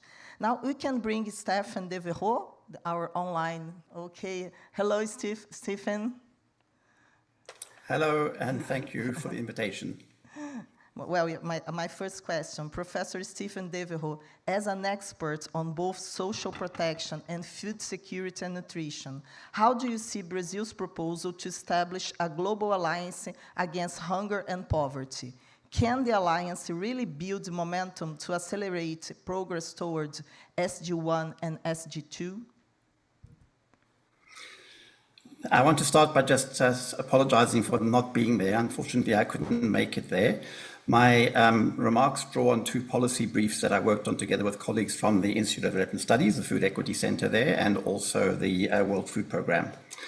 So in my personal capacity, I want to say that I totally welcome Brazil's initiative in launching the Global Alliance Against Hunger and Poverty. I think this is an amazing innovation and well overdue, in fact. I also believe that Brazil is the ideal country to lead this important initiative, mostly because Brazil has led the world in achieving the right to food, not so much recently, but in previous years. And I think through multilateral coordination mechanisms like the Global Alliance, other countries, especially low and middle income countries, can benefit from technical assistance and learn from Brazil's success. And let me just explain what I mean by Brazil's success and elaborate a little bit on that. You know, the most obvious case that we can think of is the Fome Zero, the zero hunger strategy, because it was a holistic and coordinated approach with the objective of trying to end hunger. And that's quite a different thing to just giving people cash transfers or other types of social protection. So the zero hunger strategy included a series of social protection and poverty programs, for example, cash transfers to the poorest, of which Bolsa Familia is probably the most famous, but there was also Bolsa Escola, the social pension and others. Subsidizing low-cost restaurants, which is another innovation, supporting family farming, and then, of course, a type of homegrown school feeding where local farmers were providing food to local schools, and that provides income to the farmers and reduces their poverty. It also provides food security and good nutrition to school children, which builds their human capital and improves their ability to escape from poverty and hunger when they get to adulthood. Apart from those social protection and poverty programs, there were also a series of nutrition and health services, which were seen as complementary, because you can't actually have good nutrition without good health services. So there was a breastfeeding campaign, a nutrition education campaign, distribution of vitamins and iron supplements, mother's education, free healthcare, piped water supply, improved sanitation. And all of those interventions led to 4 significant drivers, which have been identified as the reason for the success that Brazil achieved. Firstly, the significant rise in incomes and reduction in poverty due to economic growth, rising official minimum wage rate, and the cash transfer programs. The improved mother's education led to improved childcare, improved healthcare through the family health strategy and free health services, and improved sanitation, which reduced diseases like diarrhea that were causing malnutrition. So as a result of that, but also other initiatives and economic growth over a longer period, child stunting in Brazil actually fell from 30% in the 1980s to just about 6 or 7% by 2012, which is an amazing achievement, from 30% down to 6%. At the same time, in South Africa, where I'm actually based, Child stunting has remained stable at between 25 and 27% since the 1990s. We haven't achieved any reduction in child stunting for the last 30 years, even after the transition to democracy in 1994. And by the way, this might be one reason why the ruling government did so badly in the recent elections. There has not been an improvement in the well-being of South Africa's children. We have a right to food, just as Brazil does in South Africa, but our approach to delivering on the right to food has been very much instrument-driven. It's, you know, the idea is give people cash transfers and they'll buy the food that they need to get out of hunger and poverty. But it doesn't work like that. As we have seen from Brazil's experience, you need a more holistic approach. And what I especially like about Brazil's approach is that they're focused on the objectives, not on the instruments. In other words, they asked, what do we want to achieve? You know, reducing hunger or halving poverty, eradicating hunger, that requires focusing on the objectives and then deciding what do we need to do to get there. And that implies building an integrated multi-sectoral approach to tackling the problem. So in conclusion, I feel that the Global Alliance Against Hunger and Poverty should really push this idea of focusing on the objectives, ending hunger, ending poverty, and export these ideas and Brazil's fantastic approach to other countries. For example, when the G20 presidency moves from Brazil to South Africa, I really hope that we in South Africa learn from what Brazil can teach us. Thank you. Thank you. And thank you for talking about Brazilian experience, Professor. And one thing that's important today, right now, it's happening the launch of the Familiar Agricultural Plan. Yeah, for financing with technical assistance, exactly to foster the familiar agriculture and the use of sustainable techniques. And that's, I think, very important. And I think I'm glad that Professor really brings light to this. Now let's go to Saulo. Saulo, what are the main objectives of the Global Alliance Against Hunger and Poverty and how it will operate in practice? Thank you. Good morning to all. Thank you for the invitation to be here today. I think that my job has been made easy by Stephen and others that spoke before me, but the main goal of the Global Alliance Against Hunger and Poverty is to support countries in the implementation of SDGs 1 and 2 and 10 as well. That is to fight hunger and poverty and inequalities. That is the main stated goal, of course. The idea is that Global Alliance will work as a coordinating mechanism, a way for countries to pool financial resources and knowledge in support of other countries that have requested aid or support to implement certain policies, programs, instruments that will be listed in what we call the basket of policies under the Global Alliance. How it's going to work? It's we have, well, first off, maybe I should say that as of yesterday, we concluded negotiation on the 4 constitutive documents of the Global Alliance. So I can say that we will have a Global Alliance. It's done. We're very happy, very proud of it. It was, I think it is quite an achievement to conclude such a detailed and complex negotiation in about 5 months of this new initiative. But one of the documents that were negotiated, it's a template for statements of commitment. So all prospective members of the alliance, be them countries or cooperation agencies, think tanks, foundations, to become members, they will have to sign up these statements of commitment that have some general commitments under the 3 pillars of the alliance, the national, the knowledge pillar, and the financial pillar.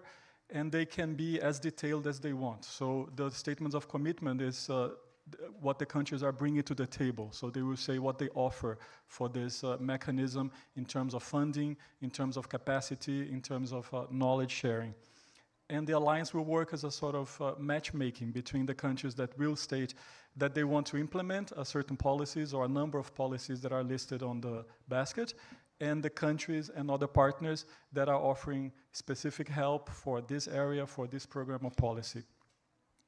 The basket of policies, I think it's important to mention also that this is the major organizing principle of the alliance. It's really the centerpiece.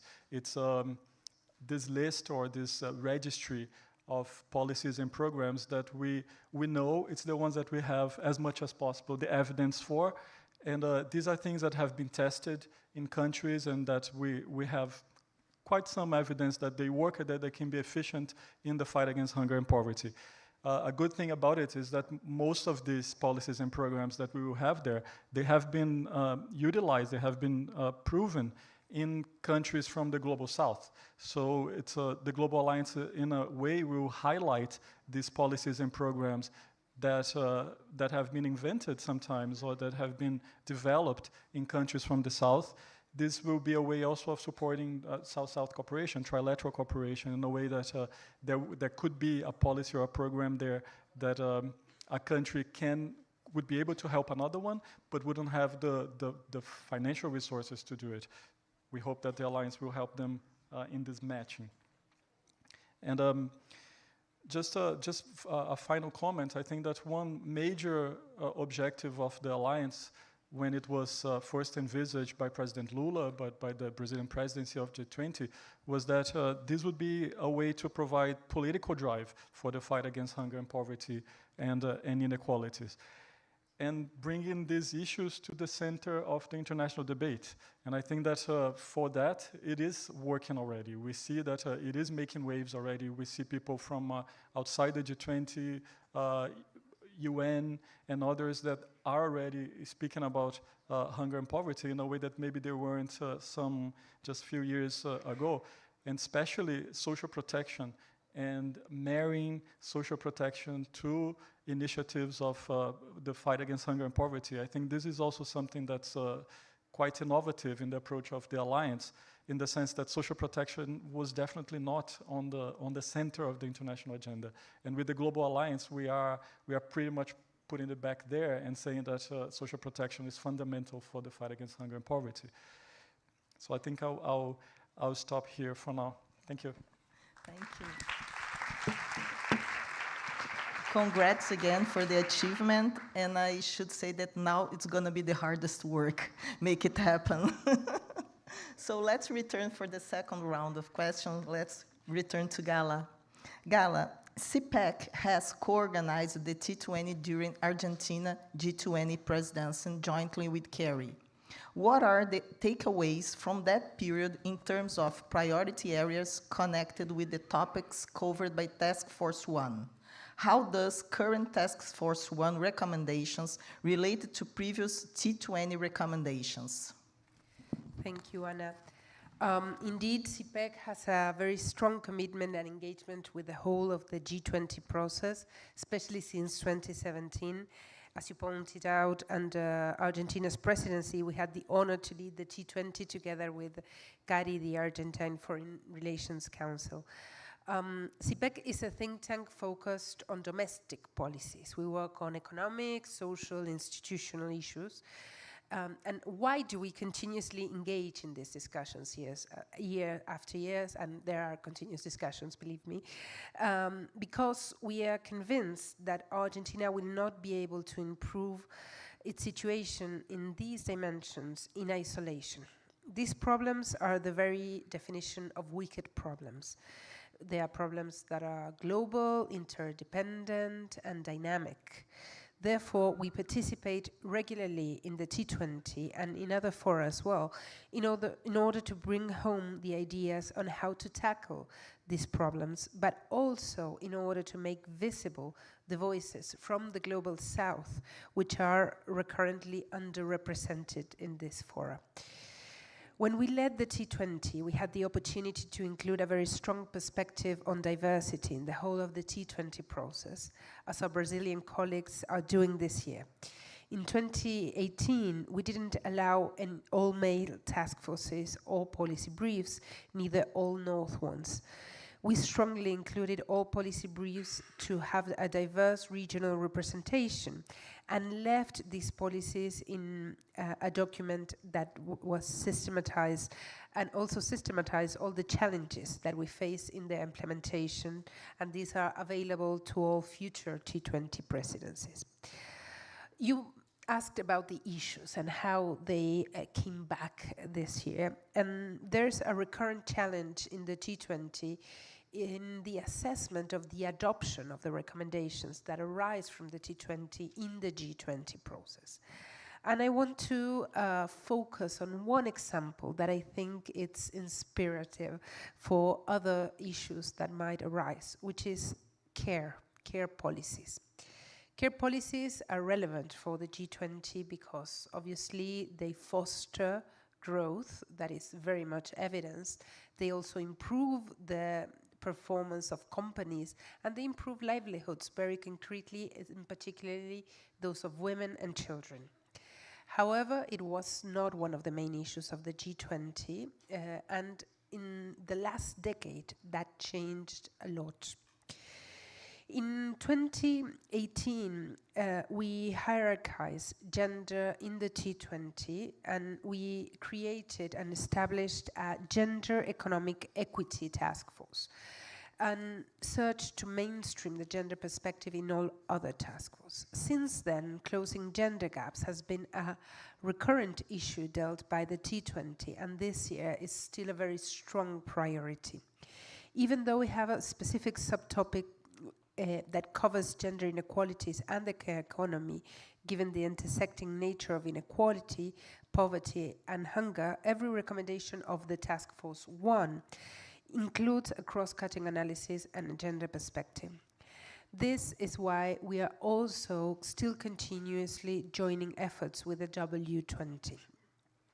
One of the recommendations in the T20 in 2018 was to promote a new social contract, which had gender gaps at its heart. It proposed to address an equal distribution of domestic and care work and to include a cross-cutting gender perspective to contribute to equality and sustainable growth. Since then, the issue has become more and more relevant in the G20 process.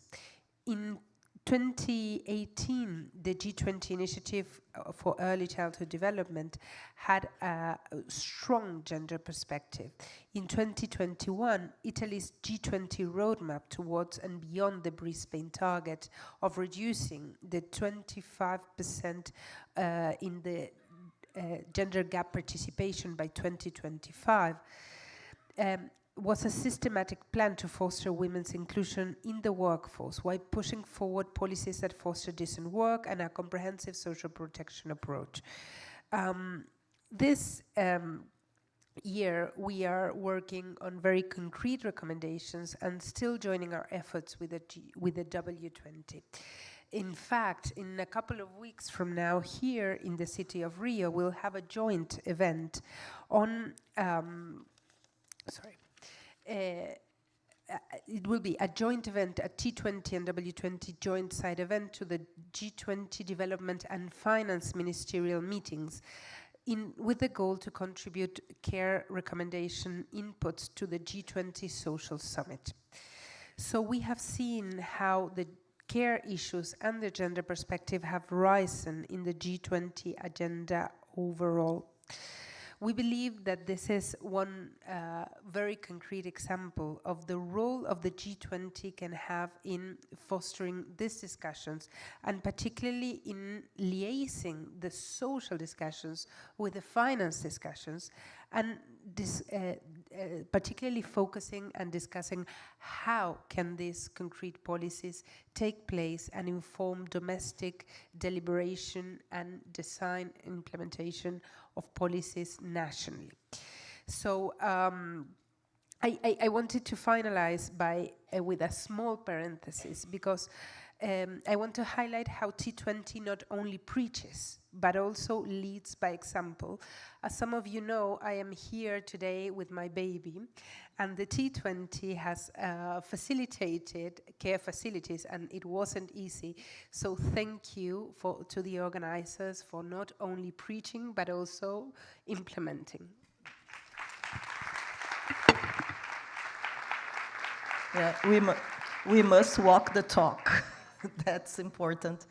And I think what we bring, it's very important, because when we talk, we always talk about the side of the production, the social production, what we have to do. But when we talk about the social reproduction, it's also always invisible and it's not valued. So I think the care economy is in that point, how you can't say that the social reproduction is so important as the production, because production just exists because we have the social reproduction. That's why your baby here, and that's all the things that you should have to have them here, and you here also. And that's a point to gender gap. And then, Rafael, let's turn to you. How T20 recommendations can foster an effective discussion around inequalities, a theme that cuts across the 3 priorities Brazil's G20 presidency. How the recommendation can contribute at both global and national scale to the adoption of effective policies that tackle racial, gender, and ethnic inequalities and discrimination. Okay, another easy one. Thank you. So, not going to talk much about gender because I think Gala has covered this issue. I'm going to talk about racial and ethnic inequalities, which I think is a more pressing issue even for the G20, for us to convince them that this is a relevant issue. Because, you know, of course, in Brazil, the situation is pretty clear. We have a huge gap between the black and white population. But again, going back to the issue of data, when we study this data, we see that, for instance, if we disaggregate an indicator by race at the national level in Brazil, part of the inequality that we will be seeing is regional inequality. It derives from the fact that there are more black people, relatively speaking, on the northeast and the north of Brazil, regions that are poorer. So by composition, when we calculate it at the national level, part of the racial difference is regional difference. So we must articulate all these dimensions of inequality, particularly the non-economic dimensions of inequality, to have a better understanding of the situations where we want to intervene. So this is very important. But about the racial issue, one thing that we notice when we go from the national level in Brazil for the global level is that sometimes we feel that this is a very Brazilian discussion or an American discussion. And that these issues, they are here because Latin America was the destination of the African diaspora because of the slavery and et cetera, et cetera, et cetera. But throughout the years working with other countries, I learned that is not quite so. Not only ethnic differences, there are countries that have racial prejudice and discrimination, and you don't even imagine, and they don't even talk about that. So, for instance, I was once in a happy hour in Cape Verde. Thank you. And I was there, and I was addressed by a person that worked in the government, and he came to talk to me, etc. And we were discussing, and I asked for the situation of the migrants from the Guinea, because Cape Verde now is like a middle-income country. They graduated from low-income country a while ago. So, and the people come from the Guinea to work in Cape Verde. And these people, they don't speak Portuguese very well. They speak Crioulo, as the larger part of the Cape Verde population. And then you see, look, being of lighter skin, they are all black, but having a lighter skin and having command over Portuguese makes a huge difference in Cape Verde. But they are not researching these issues. They talk about that, they know this, but they don't use their household survey to research the true impacts of being black or being mixed race in Cape Verde. The same I found in Sudan. In Sudan, it was amazing. I even learned that they have a word in Arabic for the blacker population, and that they discriminate, and they are able to see differences that we are not able to see. So I was discussing this with a person there. It's just something very, very funny to me. And I said, I cannot see these differences that you see. You look at a person and you know if the person is from Arabic ascent, if the person is from South Sudan, if he's Dinka. He said, how come to? And he said, okay, I get that you don't understand this, but this is because you white all look alike. So we can't tell the difference between them. But that's the thing. I mean, many countries, they have these issues. and they don't talk about that. This is not reflected in the household survey. So these are inequalities that we are not seeing, and we must start to see this. And so we have to start pushing for this agenda internationally. I think Brazil is going to do this with the SDG 18 that Brazil has already proposed, which the idea is to be an SDG for racial inequality. But we have to learn how this phenomenon manifests in other countries, because in some countries it will be division by ethnic groups, some countries will be regional differences, some countries will be religious differences, and some countries will be a mix of all of that, like here in Brazil, pretty much. So in this sense, we must make an effort to make our powerful decision makers understand that this is not just a Latin American issue, that this is an issue that is global. It assumes different forms throughout the world, but it's there. And if we don't produce the data that allows us to disaggregate poverty figures by religion, ethnicity, region, if we don't have large samples and all the things that I was talking about in the previous reply, in the previous answer, we won't be able to see it. And if we are not able to see it, we are not able to act over it. So one thing that we have really to push for is to have more information on these non-economic dimensions of stratification that are relevant to the other countries, even if they are not internationally comparable. So, but we must learn a way to do this. So this is what I wanted to say about that. Thank you.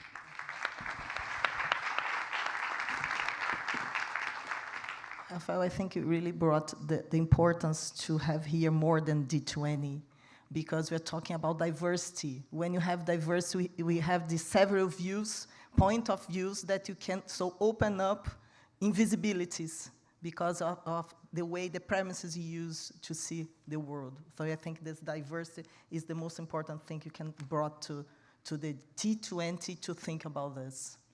And let's go to come back to Stephen Devereux. Hello, Stephen. So my second question to you. Do you think that we have enough instruments in terms of policies and funds to fight poverty and food insecurity? If not, what needs to be done differently in order to eradicate both? Thank you for that fascinating question and this very interesting discussion that I'm pleased to be part of. I think I'd like to make a case for social protection as an intervention for both SDG 1 and SDG 2. We've already heard a lot about social protection, but I want to make a slightly different point to start my response, which is to look at the relationship between those two, between SDG 1 and SDG 2, because they're not the same. And the points, I'll make 3 quick points. Firstly, reducing poverty is necessary but not sufficient to eradicate food insecurity and hunger. In other words, achieving SDG 1 does not automatically achieve SDG 2. And why is this? Well, one reason is my second point, which is that income security is necessary but not sufficient for food security. So we know that, for example, if you look at cash transfers, we've had a lot of evaluations of cash transfer programs, and they always, of course, raise household income or individual income, and therefore spending on food. And so you find improvements in some food insecurity indicators like dietary diversity and food consumption, but we don't find improvements in nutrition. Most of the time, nutrition stays the same, malnutrition stays at the same level, even after income rises and food security appears to improve.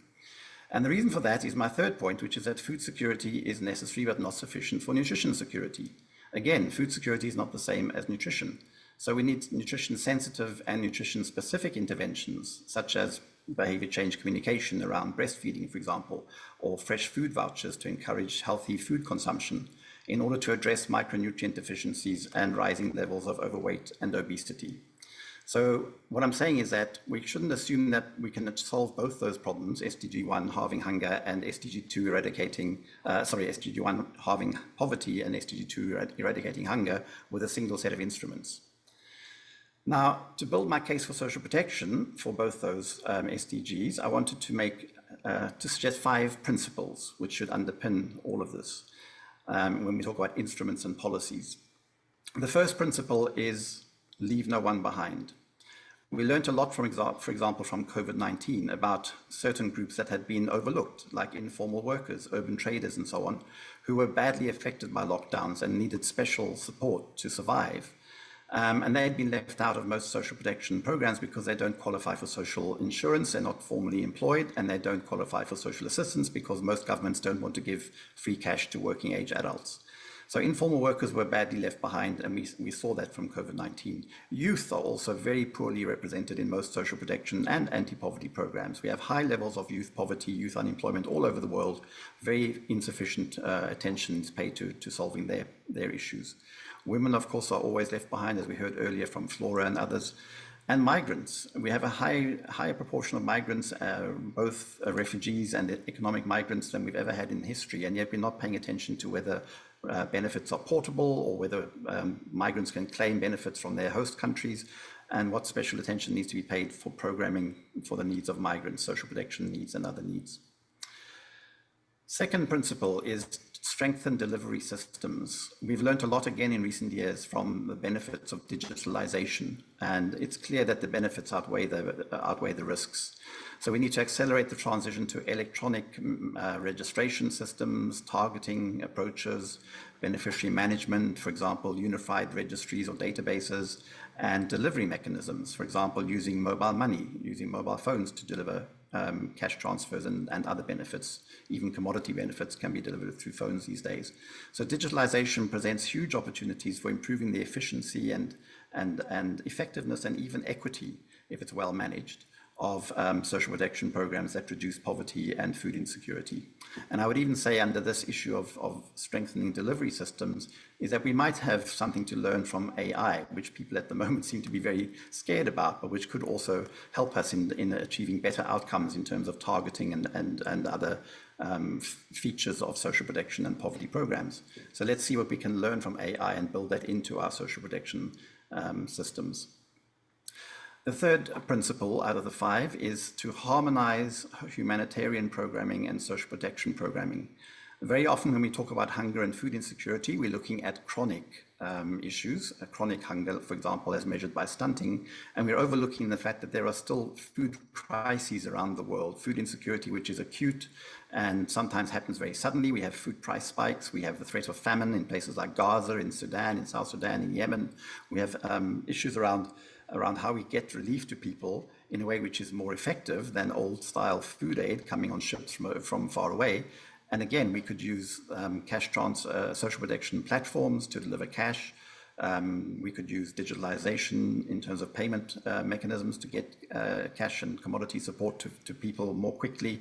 So harmonizing our modalities for addressing chronic food insecurity and poverty, as well as acute food insecurity and poverty or crisis, even ending famine, helping to end famine, is definitely an underexplored area for future programming.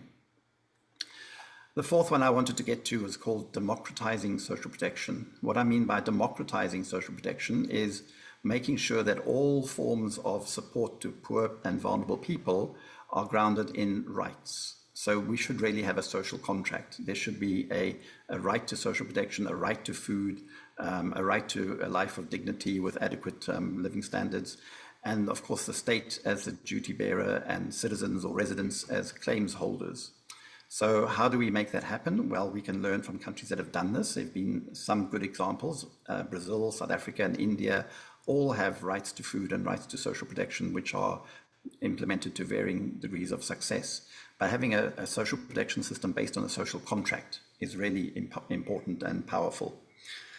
And finally, the big issue of financing, and the principle here is to make financing sustainable and adequate. If you think about the social protection floor, it has 2 axes. The first is coverage, and we have trouble, but we are making some progress in terms of increasing coverage. But we also need to think about adequacy. Are the benefits that are being transferred to people sufficient to meet their basic needs for food and income security? So we need to find ways of creating fiscal space, and there are many ways of achieving that, making more fiscal space available for social protection programs. We need to make sure that benefits are index linked so they don't lose value due to inflation or food price spikes. And we need to have contingency financing in place for the rapid scale-up during emergencies. And finally on sustainable financing, I think we have learned from COVID-19 and subsequent cost of living crisis around the world that cutting back on social protection spending is the wrong response to food crisis or economic austerity. On the contrary, social protection budgets should be counter-cyclical. They must be protected and should expand to protect against threats of hunger, destitution, and extreme poverty at all times. And we should be moving towards the global goal of universal rights-based social protection for all. And to achieve that, I would like to remind us that 12 years ago in 2012, the UN Special Rapporteur on the Right to Food and the Special Rapporteur on Extreme Poverty and Human Rights, they published a very radical idea at the time called the Global Fund for Social Protection, which was never really taken forward, but it's a very powerful idea. And I believe it could and perhaps should be established under the mandate of the Global Alliance Against Poverty and Hunger, and it could be funded by a global wealth tax. So those are my thoughts about how we could achieve improved delivery of social protection for achieving both SDG 1 and SDG 2. Thank you.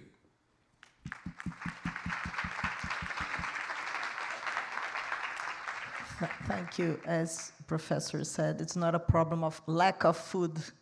It's about how to get this food in an efficient way and logistic, and how make it the healthy food really goes in a price that could compete and be with the most vulnerable ones, because today we have the ultra-processed food problem, and they are cheaper. So how we can tackle this with, I think, all these points that Professor Devereux brought to us. So let's come back to Saulo. As General Coordinator for Food and Nutrition Security at Brazilian Ministry of Foreign Affairs, do you think that recommendations put forward by Task Force of the T20 can contribute to the objectives of the Global Alliance Against Hunger and Poverty? Thank you. I think I'll answer this not as coordinator for food security and nutrition at Ministry of Foreign Affairs, but also as co-chair of the G20 Task Force for the creation of the Global Alliance Against Hunger and Poverty.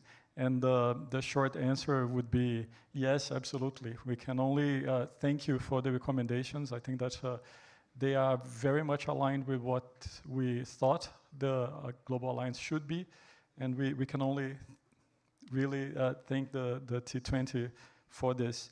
The main message, the main recommendation, I think, for the G20 is that the G20 should strengthen efforts to fight hunger and poverty, that is to implement SDGs 1 and 2, while also fighting inequalities, and implementing SDG 10 by building the Global Alliance. That's great, and I hope that the G20 will hear you. I'll be at the Sherpas meeting this afternoon to update the Sherpas on the task force, and I certainly will mention this recommendation from the T20. The rest of the recommendation number 1, the main one, it's really, in my view, almost a description of what we wanted the Global Alliance to be. So you say that you recommend that it should provide collective action, that it should enhance synergies with successful experiences and other initiatives in this area, that it could be an arena for leveraging financial resources and knowledge, that it must promote learning and exchange of innovations on sustainable food systems, on food security and nutrition, on effective social protection systems. This is all there. This is all there. Also, the recommendation about facilitate funding and technology transfer. These are all issues that have been mentioned in the constitutive documents that we have finalized, but they're also part of what we envisage the Global Alliance to be from the start. There is one, the last part of this recommendation. You mentioned that the Global Alliance should serve to strengthen short supply chains and local production. That maybe is the one issue that was not addressed directly. As you may understand, Brazil and other members of the G20 have quite an interest in the international trade of food, and inputs, and this was not something that could easily go through the G20 negotiation. But I think that it is there in an indirect way on the focus on family farming and smallholder agriculture that the Global Alliance mentions and will wish to promote. I think that the other recommendations, I take them that they are indirectly related to the Global Alliance, but I would mention number 2 on the same way that Stephen has just done. I think that it's perhaps lacking on your recommendation number 2 when you mentioned that bolstering social protection systems to tackle poverty and inequality. I think that you missed mentioning also tackling hunger and malnutrition issues. It is under there, maybe, but maybe it should be done, it should be said directly, as Stephen has just explained in so many ways. Especially for shocks and crises, I think this is something also that Dr. Duflo has told us in her lecture, is that most of the, maybe not most, but at least half of the most food insecure people today, they are in situations, in countries in situations of fragility or conflict, or they are suffering from shocks of some type, economic shocks, war, health crisis, and social protection for those people especially is absolutely fundamental. And that is something that we need to incorporate into our efforts to tackle hunger as well and malnutrition. Thank you. Thank you.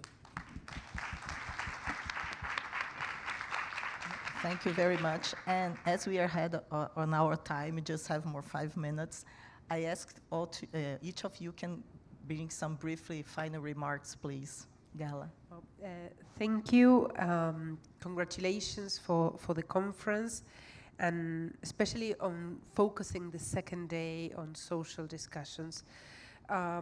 These issues are not only a moral or an ethical imperative, they are a strategic imperative also. We are facing a setback on poverty, on inequality, on hunger, and this is the deliverables, the concrete deliverables that our countries are built upon. So if we don't solve these problems, we will face much larger setbacks. Let this setback be a small parenthesis in the history of humankind. We have seen how poverty has been reduced through the centuries, and we have everything we need in terms of evidence, ideas, to push concretely for the policies that we know can help reduce poverty, narrow inequalities, and solve hunger. So let's understand that we are not only forced to do this because of our humane nature, but let's be smart enough to understand that we are truly all in the same boat. Thank you.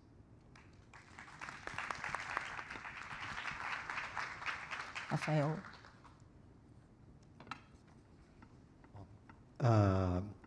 Well, what I would like to say as final remarks is that we and the world leaders, we have a big mission ahead of us. I mean, this mission has always been there, improving the quality of lives of people all over the world. I said that Esther Duflo presented a figure of 700 million. I remember that there was a book quite a while ago that was called The Bottom Billion. So if we are in 700 million, we are going well, we are improving. The world population is increasing, so in relative terms, it's diminishing.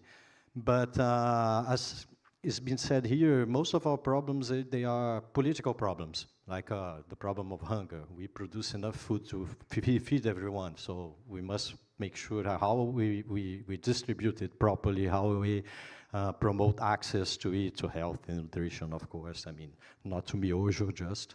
No one is going to get to us this one. Okay, but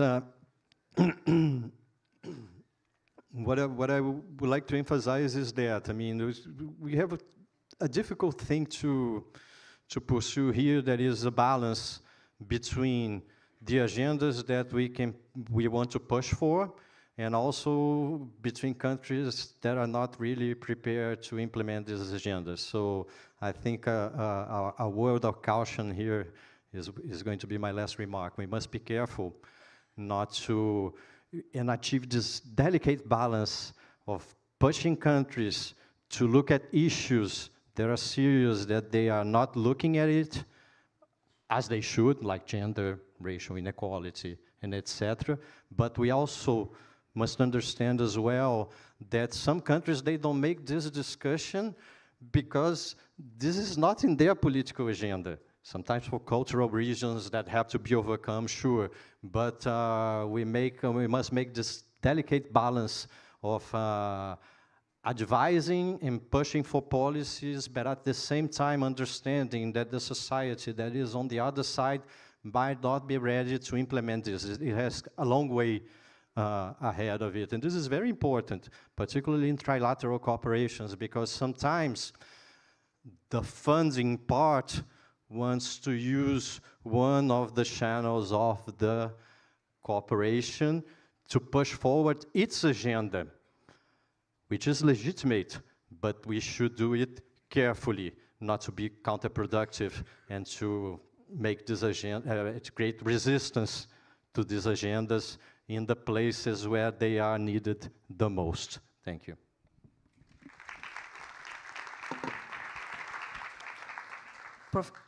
Stephen, please, your final remarks. Thank you very much. I think we are living through very politically turbulent times, and things are looking difficult in many ways, not just politically, but also in terms of our attempts to achieve these SDGs and indicators of improving well-being, especially for the poorest and the most left behind. I would like to end on an optimistic note, but I feel like the big issue which is not being addressed, which nobody is really taking seriously, is inequality. We are talking about poverty and hunger, which can be addressed with relatively small redistribution from those who have to those who don't have. And yet there isn't sufficient attention on those who have, and trying to find ways of encouraging them or perhaps compelling them to give up some of what they have in order to reduce these horrendous levels of poverty and hunger, which are avoidable. We should not have the levels of poverty and hunger that we still have. We've beaten the challenge of production. We have enough food. That's not the issue any longer. It's all about access. And access is driven by poverty and by lack of political will to do anything serious about addressing poverty and hunger. So we need to have improvements in the political landscape, and we need to have a greater focus on tackling the bigger underlying issue of inequality, which is why so many people are left behind and remain poor, hungry, and vulnerable and marginalized. It's a political issue, as has been said already. But I would like to be optimistic. Even if we don't achieve the SDGs by 2020, we will get there, hopefully by 2033 or 35. But let's look to the future, and let's make inequality a bigger focus of international and multilateral cooperation in future. Thank you very much.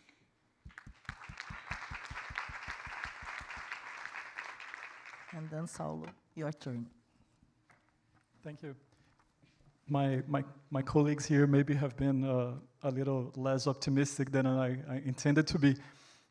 What I just wanted to say is that, as you mentioned, and I think that now that we have approved or have finalized the discussions on the constitutive elements of the alliance, now the hard part starts. We will have to really make this initiative work. But I want to be a bit more optimistic in the sense that having achieved this maybe signifies that there is really some consensus or some commitment or common vision of the G20 that something as ambitious as the alliance is necessary at this stage.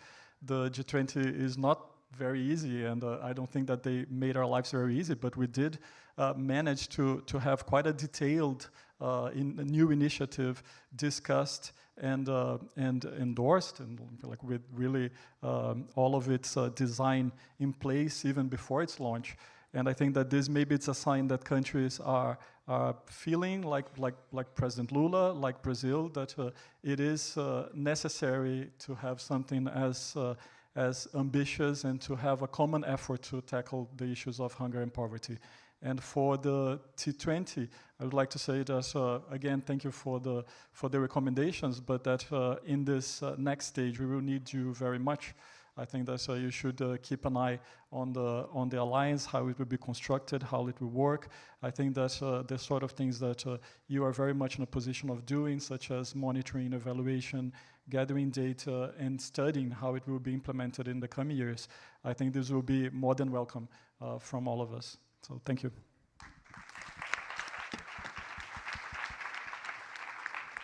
Thank you very much for this, I think, excellent panel.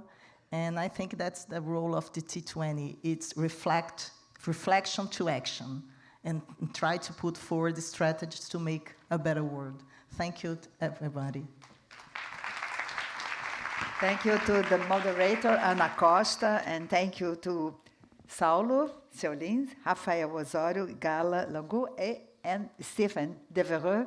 Thank you very much. And you have the photo, so you prepare to the photo, and okay.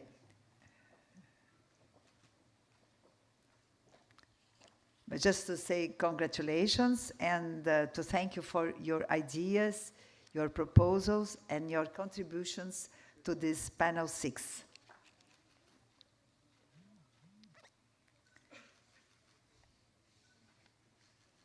Thank you. Okay.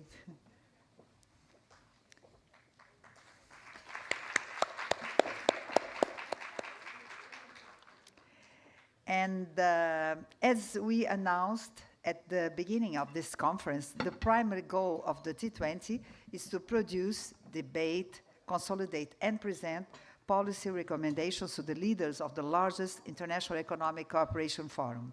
At this moment, we have the honor to announce the knowledge and results produced by the 6 T20 Brasil Task Forces, contributing to the formulation of recommendations to the official G20 agenda.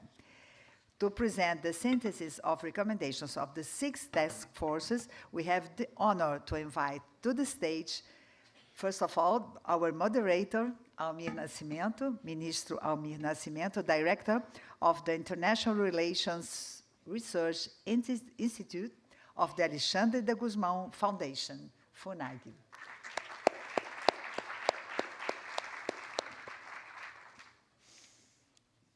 Welcome, Almir Nascimento, our minister.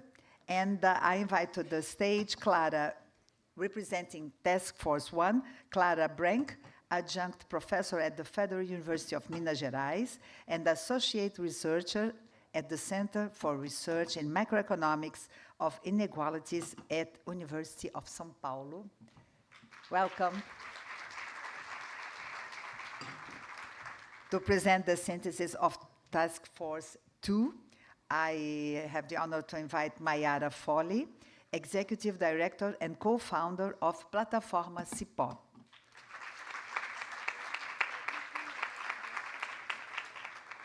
Thank you, welcome.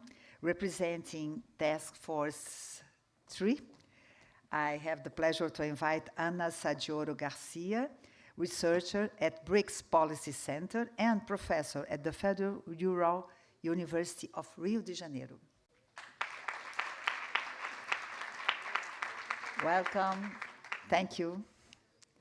To present the synthesis of Task Force 4, Vera Torstensen, professor at São Paulo School of Economics of the Getúlio Vargas Foundation and head of the Center for Global Trade and Investment. Welcome, thank you. Representing Task Force 5, Bruno Bioni, founding director of the Data Privacy Brazil.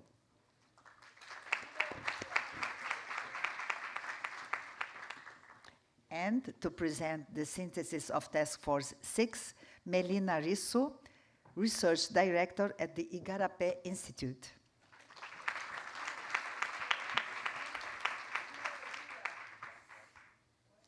Thank you very much. Melina, welcome too. Okay.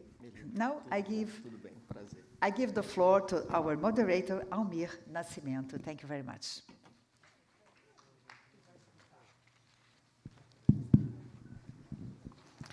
Good afternoon, everyone.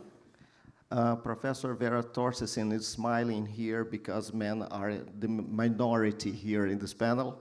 And I will smile also because it's very important to see such an important women representation in this panel. We are now moving to the last steps of the successful midterm conference of T20 Brazil. Yesterday, but also today, a little earlier, we had panels of all 6 task forces of T20 Brazil, in which panelists presented recommendations and exchanged view in very meaningful and rich discussions. Now it's time. It's not a regular panel as we had before. Now it's time for synthesize the recommendations that emerged during the 6-month period of hard work that all the task forces had before them. So each panelist will have 5 minutes to do so. As I said before, it's a very condensed sessions, but at the same time, it's the perfect opportunity to underscore messages and perceptions that stand out of all the work that been carried out. So in this sense, and without further ado, I invite Clara from Task Force 1 to present her synthesis. We just have a very good panel on that, but that's the point. Now you have the opportunity to say to all of us, what do you consider the best messages, things that we should leave the room thinking about? Thank you. The floor is yours. Thank you. It's really an honor to represent the first task force, which is combating poverty, hunger, and inequality. And as mentioned in the beginning of today with Luciana, it's the first time that we have this task force in the T20. And I think it's really important that we continue having this task force. I think this morning we had these discussions that showed how important it is to look at inequalities as a task force in itself, not as part of other task forces. So I think we should leave this message for the T20 to continue having a task force focused on inequality and hunger and poverty. And I also think that this reflects, the importance of this task force is reflected on the communiqué, because 6 out of 10 of the recommendations are related to our task force. And we are also happy that those 6 recommendations are really aligned with what we put in our statement. So our recommendations on the statement are: first, to strengthen multilateral cooperation through the Global Alliance Against Hunger and Poverty. Second, to bolster social protection systems to tackle inequality, poverty, and climate change.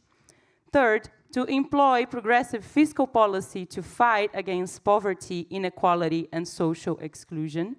Fourth, to address unequal access to healthcare by enforcing universal health coverage in developing regions through technology transfers and global cooperation to prevent future pandemics. 5, to support a global initiative on data generation to allow the qualification and quantification of systemic inequalities. I won't have time to speak to all of them, but I want to emphasize a couple of them. So as Esther Duflo mentioned, we have 700 million, about 700 million people in poverty and in danger of facing hunger. So in this sense, it is really important that we support the Global Alliance on Hunger, and I'm very happy to hear on the last panel that this is something that is moving forward and we will have a global alliance. So the Global Alliance, as it was discussed previously, can provide collective action and build a permanent multilateral arena to leverage financial resources, knowledge, and technological transfers. I think that's essential. And speaking of global alliances, I just want to point one thing that it was interesting that came up in our task force, which is perhaps building a global alliance related to health. So a global alliance for local and regional production and innovation on health, mainly vaccines and medication, because we know how unequal was the distribution of vaccines during COVID-19. And we know that there's also pandemics coming, so we should look at that. In addition, also as mentioned in several panels, we need to move towards the adoption of a minimum global wealth tax. This would not only address, in part, historical wealth inequalities, but can also bring resources for building policies in countries. So those policies are should be social protection policies, and should be policies they address the education to low and medium income households, and also universal access to healthcare. But also being attentive of racial and gender biases, we should have a provision of care that should be socialized by strengthening the public services of care and policies that provide public care. In addition, climate justice should also be addressed, because we know that those who suffer more from the crisis are the vulnerable. So governments and states should take a role in financing mitigation and adaptation. Finally, as was also mentioned in the last panel by Rafael, we should design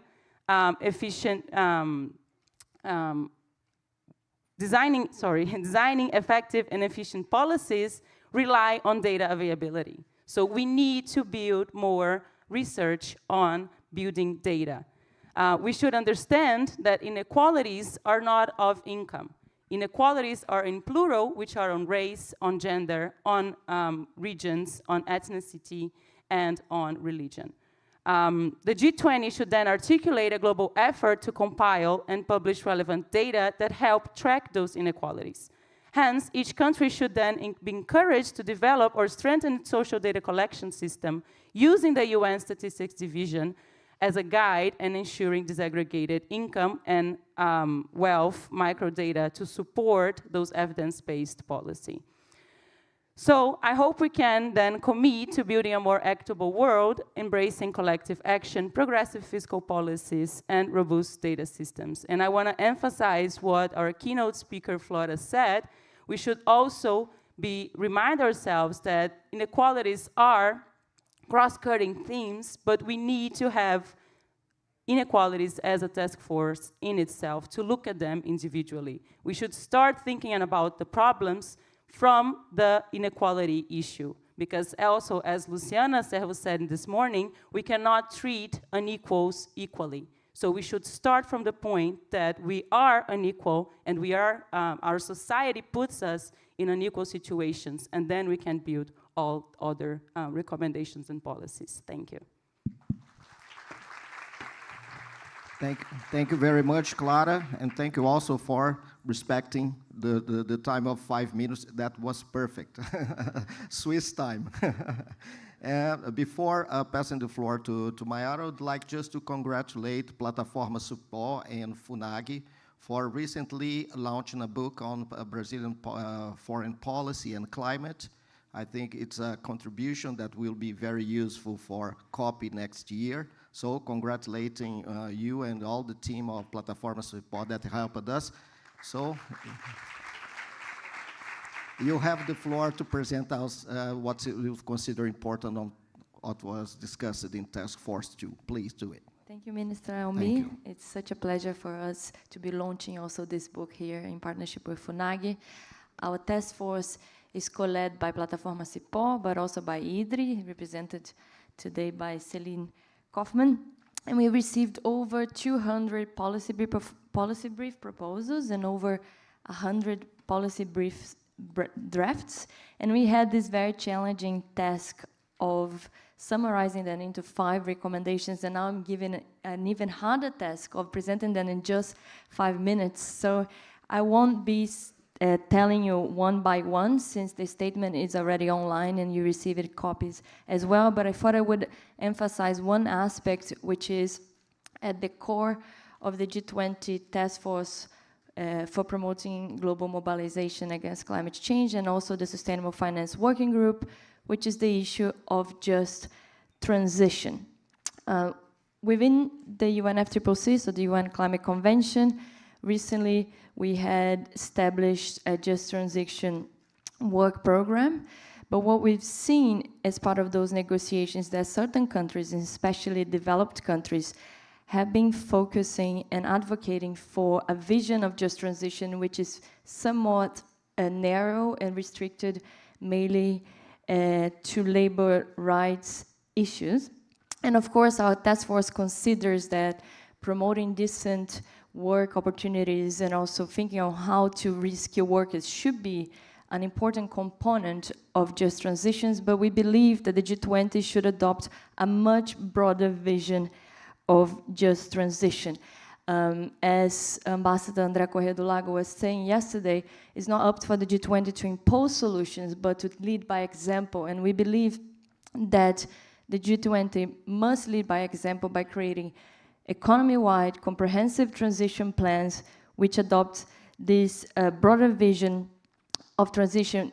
And that means not only including very specific target for mitigation in the energy sector, for instance, which it's obviously necessary, that goes without saying, but we believe that those plans should also have a very strong focus on energy access and affordability. Ambassador Corrêa do Lago also explained it today. What we see currently is that in certain countries, this push towards greener economies, it's often leading to an increase in energy prices, which is contributing for vulnerable communities to be further pushed into the poverty line. And therefore we need to prevent that. And that entails creating those plans that have very specific social protection mechanisms to not only address those unintended impacts that I was mentioning, but also to prevent and mitigate the environmental impact of the just transition.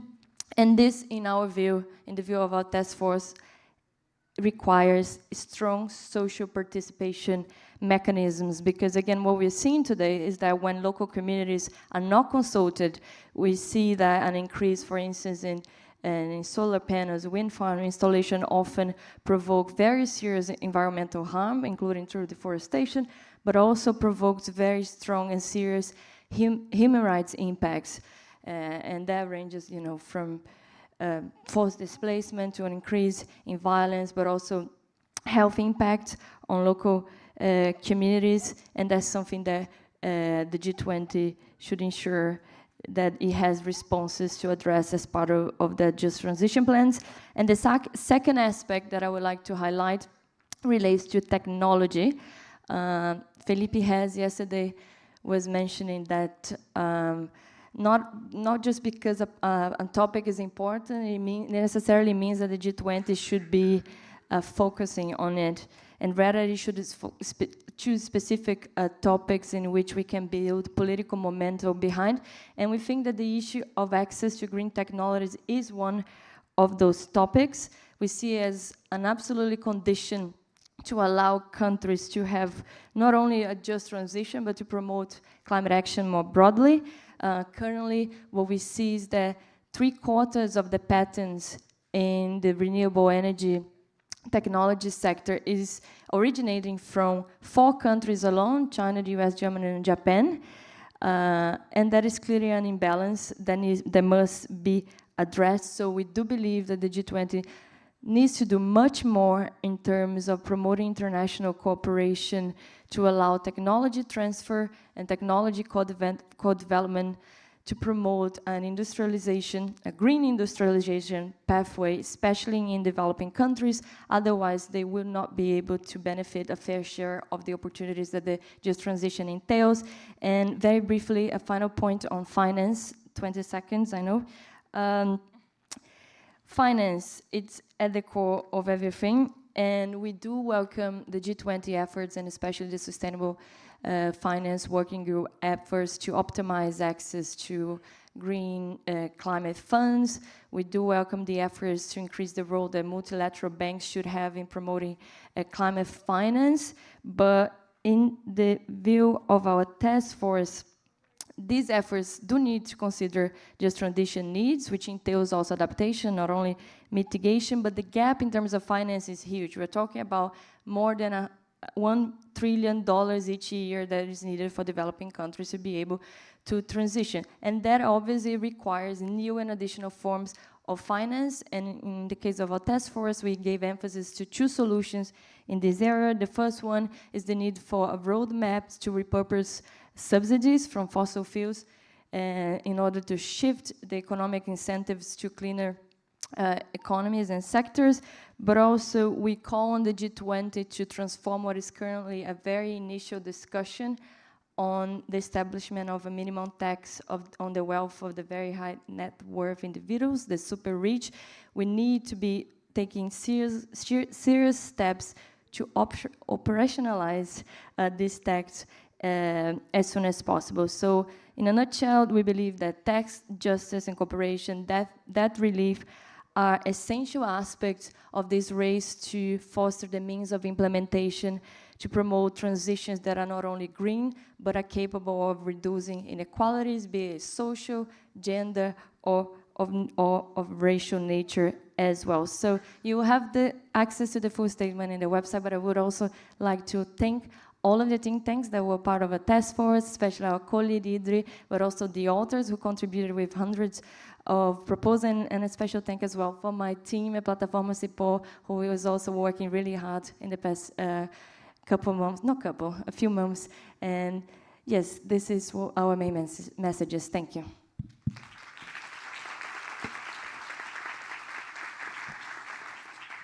Thank you very much, Mayara. Now I pass the floor to Ana Garcia. Would you please share your views, your synthesis of the work done in Task Force 3, please? Thank you, Minister. Working? Yeah, now. Thank you, Minister Almir, and all my colleagues here on the panel.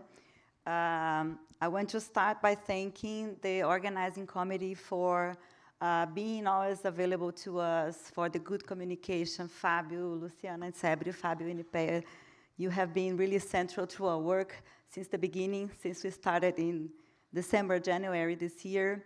I want to thank my colleague Haihong Gao in the Institute of World Economics and Politics in China. Our team of lead co-chairs have been really amazing. Lucas Carames, Wan Tiantiago, we have worked really in collaborative manner, worked really together in partnership, even though we had a big time difference and Haihong couldn't be here today. But I want to stress my gratefulness for this collaborative work. And I want to also, before I start the recommendations, thank the co-chairs. We have established a method of working really from a bottom-up methodology perspective with our co-chairs. We listened a lot. We elaborated the recommendations together. We gave a lot of space for them to bring their views, their points.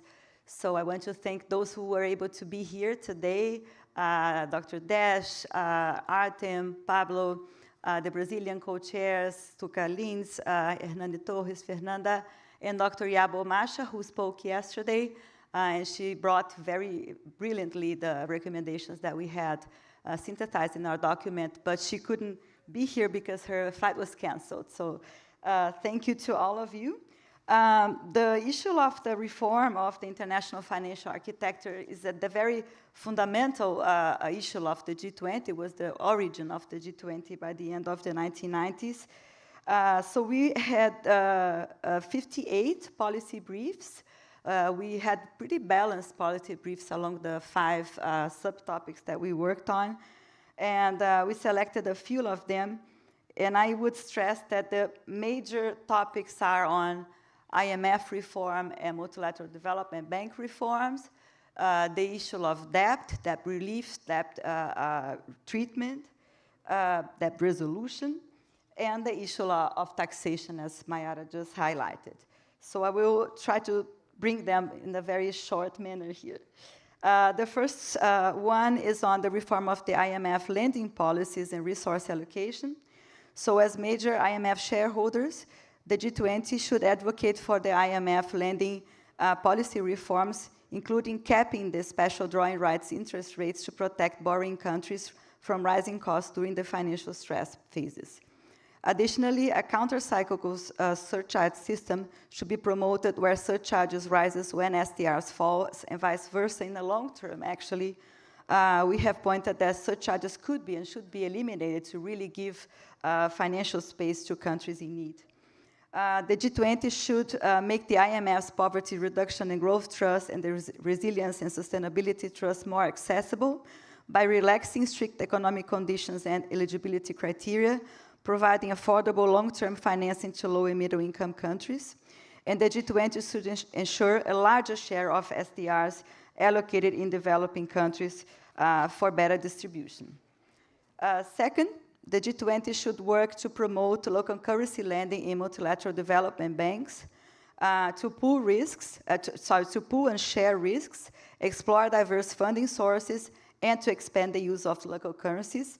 This includes fostering local currency capital markets in middle-income countries, diversifying portfolio across low and middle-income countries' currencies, and managing currency risks through diversification.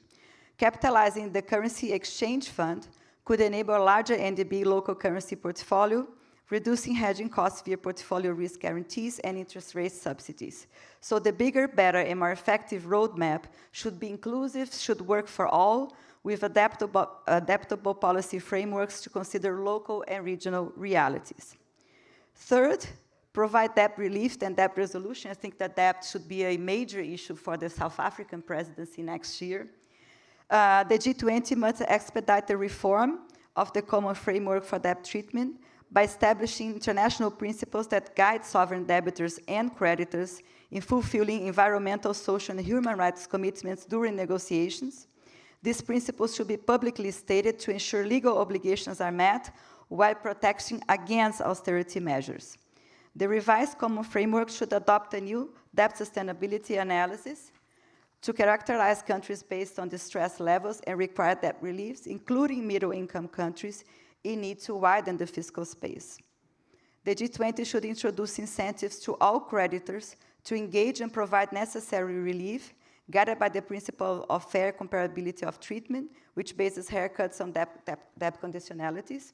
And finally, the common framework must include temporary automatic standstill for debt service to prevent escalation during negotiations, encourage private sector involvement, low capital costs, increase fiscal space for green and inclusive investments. And finally, the fourth recommendation, Mayara already mentioned it, is the expedite of the work of the UN Framework Convention of on International Tax Cooperation. So the G20 should ensure that the UN Framework Convention has a democratic and inclusive governance structure to address international tax challenges, focusing on cross-border transactions and high net worth individuals, aiming for a fair and simpler tax rules.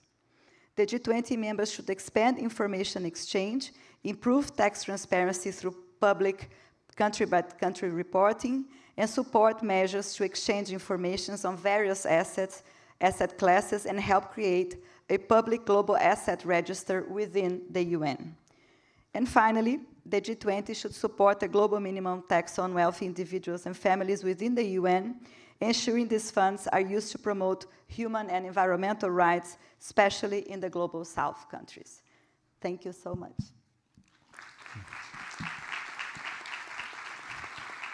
Thank you very much, Anna. It was perfect, too. Now, Professor Vera Torstens has the floor to present the recommendations and messages concerning Task Force 4. Please, Professor. Thank you, Minister Almir. My first words are to thank the organizing committee for this conference. We get it, and more than this, we deliver, right? The task force, now we have a book, and you have things to show. Certainly, I have to thank my co-chairs, because we work hard. I was as a good professor, so I push hard. And my partner, Axel Berger from IDUS. He could be here. My words are, I want to say something directly to our Sous Sherpa that's present in this room. And I say that to thank him, and please ask him to deliver our recommendations to the G20. My task force is about trade and investment. And I was really astonished not to heard the word trade, neither investment, in the previous task force. How do you think, ladies, that you are going to get what you want without trade and investment? This is really my message. Our first topic was poverty, hunger, and inequality. Exactly the first and for me, the most important item to be delivered in this G20 conference. But to alleviate poverty and get out of hunger and inequality, you need, to have not only a strong organization, you need to have strong rules to get things moving around the world. You need trade, you need investment. Our second topic was food security and climate. Again, remember what's going on, what's happening in Rio Grande do Sul, the waters destroying all the crops. Again, how do you think we are going to supply food around the world if you have basic problems with trade that must be delivered? How about you are going to get out of the problem of climate change if you are not aware that one day your crop is destroyed completely? Our third point was women, and I love this because, look, give a mobile to a woman and an internet, please, and she will do a revolution, not only for poor countries. And trade, again, is a basis to get a woman out of poverty and empower them. We're discussing how to, in the Trade and Women group, we discuss about how to empower women. But come on, we don't have a definition of what is a woman-related company. And we cannot get money from the banks. This is the basic point, right? So you have a long way to work. The fourth point is about digital. No words about this, Bruno. We need this. But again, 40% of trade is being done by platforms. And who is dominating the platforms? That's the point. Who's getting money with the traffic? I mean, the transit of goods and so on. We need to put a little bit of caution on this.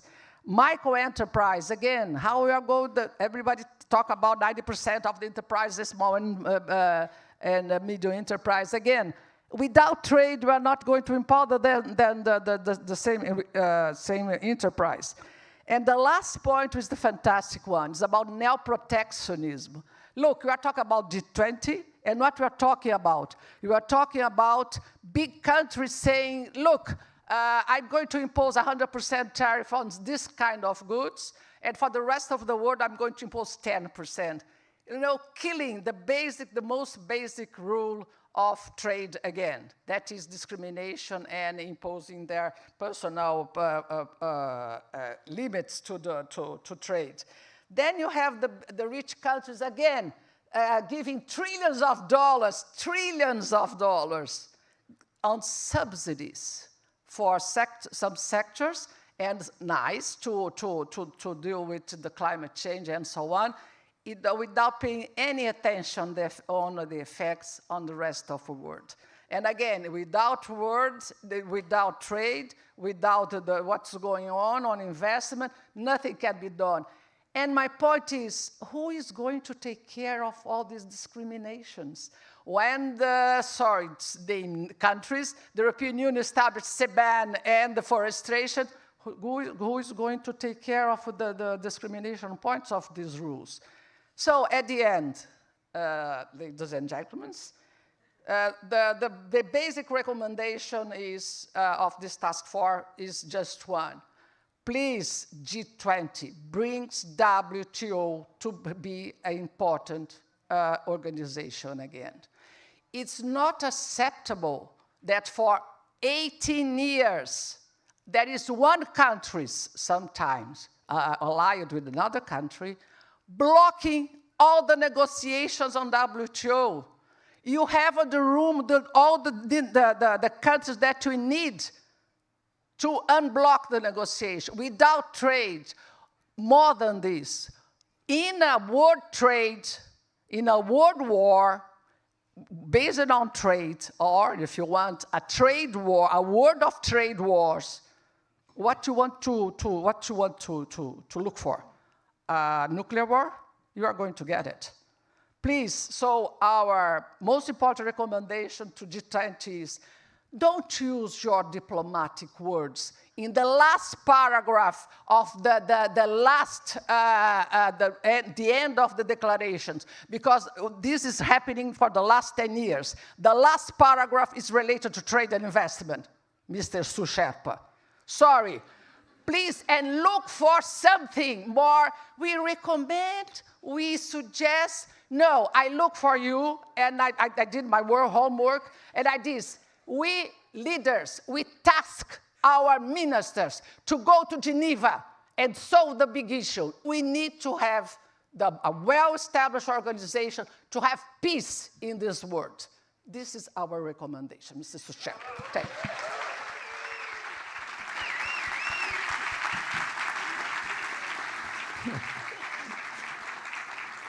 Thank you very much, Professor Vera Thorsten, for your very clear, powerful, and necessary recommendation that synthesizes perfectly. I now pass the floor to Bruno Bioni. Please tell us. It's not an easy task, I believe. I'm speaking after Professor Thorsten, but good luck. Thank you so much, Minister Almir. Yeah, indeed, it's a very challenging task. Talk about Vera, and Vera, thank you so much for pushing for the dialogue and being a really great partner. And I'm happy that the digital and technology also appear in the task force, but also in the others that we could see previously here. So first of all, I'd like to thank you so much for the leadership from both Luciana Muniz, Luciana Servo, and also Ambassador Marcia for the great leadership that we have been followed through. It's like such landmark that we are launching this communiqué, but I'd like also to highlight how we are arriving here in this moment, because it was a really, truly collective work, very collaborative one. Specifically, my task force received more than 190 policy abstracts. We selected 73 policy abstracts. During the first semester, we also organized more than 20 side events, specifically in-person side events in the Global South, such as Accra, Ghana, and also Cape Town in South Africa. So we could see somehow transnational solidarity in this process. And I think it's key important also to think about implementation in the next phase, but also next year with our peers from South Africa. And of course, the core 21 members of our task force, which make much easier my work, but also Anirban Sarma, the co-lead chair, and also Jaqueline Picato, co-lead deputy chair, and of course my whole team in the Enterprise Brazil that helped a lot. I'm not going to tackle one-to-one policy recommendation, but try to give an overview. And I think there are two key elements, two key pillars that guided all of our 5 policy recommendations. 2.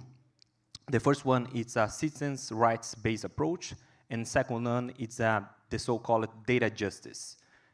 What do we mean by that? The technology and the digital, the online, should not only simply replace the analog or the offline without having a holistic assessment towards a proper and a balanced interplay between them. A more equal, sustainable, and also fair, just planet must have a complementary and also an intrinsic vision between the offline and the online, the offline and online world. And in this sense, our first recommendation highlights the importance that G20 must fulfill the already digital gap existing specifically with regards telecommunications and connectivity infrastructure. This is key to fulfill the digital gap, and it's key to have more investment, in particular for affordable broadband and also compatible device to low income and also remote populations. And the G20 should move strongly beyond connectivity simply, but also to have a meaningful connectivity, which is a new agenda setting to think about digital equality. Our second recommendation, and here there is a kind of continuity between the Indian's presidency and also the Brazilian, we should advance in the agenda of the so-called digital public infrastructure, but somehow by having a more reflexive and a critical perspective. G20 must create somehow no binding common set of principles, especially for data just, interoperability, and openness, because those are the necessary guardrails to create a really true digital public infrastructure rather than create technology to unlock mass surveillance and or even a digital public infrastructure that could violate fundamental rights and even exacerbate the tech path and dependency or even monopolies, as you highlighted before. And on the other hand, we should push for also a positive agenda, not only a defensive agenda with regards to digital public infrastructure. And here, of course, climate change, also addressing other kind of inequalities, we could see an interplay between the local experience between the G20 countries to reach a global consensus in that regard. And for this purpose, G20 should develop a collaboration between technical and also academic communities for research by having, for instance, a high-level panel in that regard. The third recommendation is also try to push for a twofold vision, a defensive one and also a positive vision with regards artificial intelligence, because we should push for not any kind of a governance, but what is at stake in this moment from G7 to United Nations is how we are going to achieve a democratic governance on emerging technologies. That's why it's so important that G20 countries must urgently invest in some kind of governance mechanisms that grant access to researchers to do external audits, but also somehow to reduce the asymmetry of information that we are having with regards to the role that is being played by those technologies. Otherwise, we're not going to have a more healthier information ecosystem. And the benefits are still somehow speculative, but then the damages of those technologies are very present, specifically with regards race and gender-based violence, child abuse, and also misinformation that are hacking the integrity of our election process. So G20 countries must also urgently invest in publicly accessible computational resource to advance public interests globally, and of course, a more positive agenda in that regard. And then, of course, artificial intelligence could play a key role by achieving SDGs while ensuring a fair distribution of its benefits. And last and not least, and I think more important and even more feasible, we are also proposing that G20 must have a common approach on data governance. G20 must create the Data 20, an avenue that we could coordinate the discussion on data, because right now what we are seeing is a fragmented conversation about data. And data is the raw material to achieve all the policy recommendations, not only the policy recommendations of digital inclusive transformation. And by having this kind of focal point engagement group, and make not mistake, what we are proposing is to have a twofold simultaneous space. One, by gathering the representatives of all thematic working groups in the Sherpas, from health to climate, and on the other hand, by gathering the representatives of all social engagement groups and constituency groups from B20 to C20 in order to have a more coherent conversation about data. And this is quite important because in other forums, we are seeing an agenda setting move towards a more computational power. But we should take a step back and frame an agenda about data power, because data is somehow resilient in terms of time. Because maybe in 10 years to 20 years, we are not going just to speak about AI, but other technologies that are being and is going to be fulfilled by data. So in that regard, by composing those 5 policy recommendations, we do believe that we can somehow unlock the public value of data, but also of the technologies in general. But something that caught my attention and even my heart in this process is how we are going to unlock more solidarity. And here, data as a key element of pushing for that kind of solidarity might have a good avenue to explore others. Thank you so much. Thank you very much. Now we move to Melina Risso to present the results of the Task Force 6. Melina, you have the floor. All right, thank you. Good afternoon, ladies and gentlemen. I know I have a really hard time being the last one. We are already behind the schedule, and we are reaching lunchtime, so I'll keep this scripted so we don't go too late. So first, I'd like to thank the organizing committee, represented here by Ambassador Márcia Loureiro, Júlia Dias Leite, and Luciana Servo, for the opportunity to convey recommendations of the Task Force 6, strengthening multilateralism and global governance, to representatives of the Ministry of Finance, Foreign Affairs, and the G20, including the Sherpa and other colleagues and authorities presented.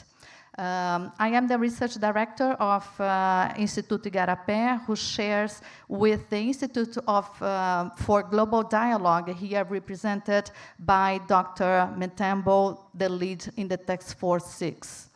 As organizations with global outreach, we acknowledge there are key challenges in global governance today, and along with our co-chairs, we try to address some of them through these key recommendations.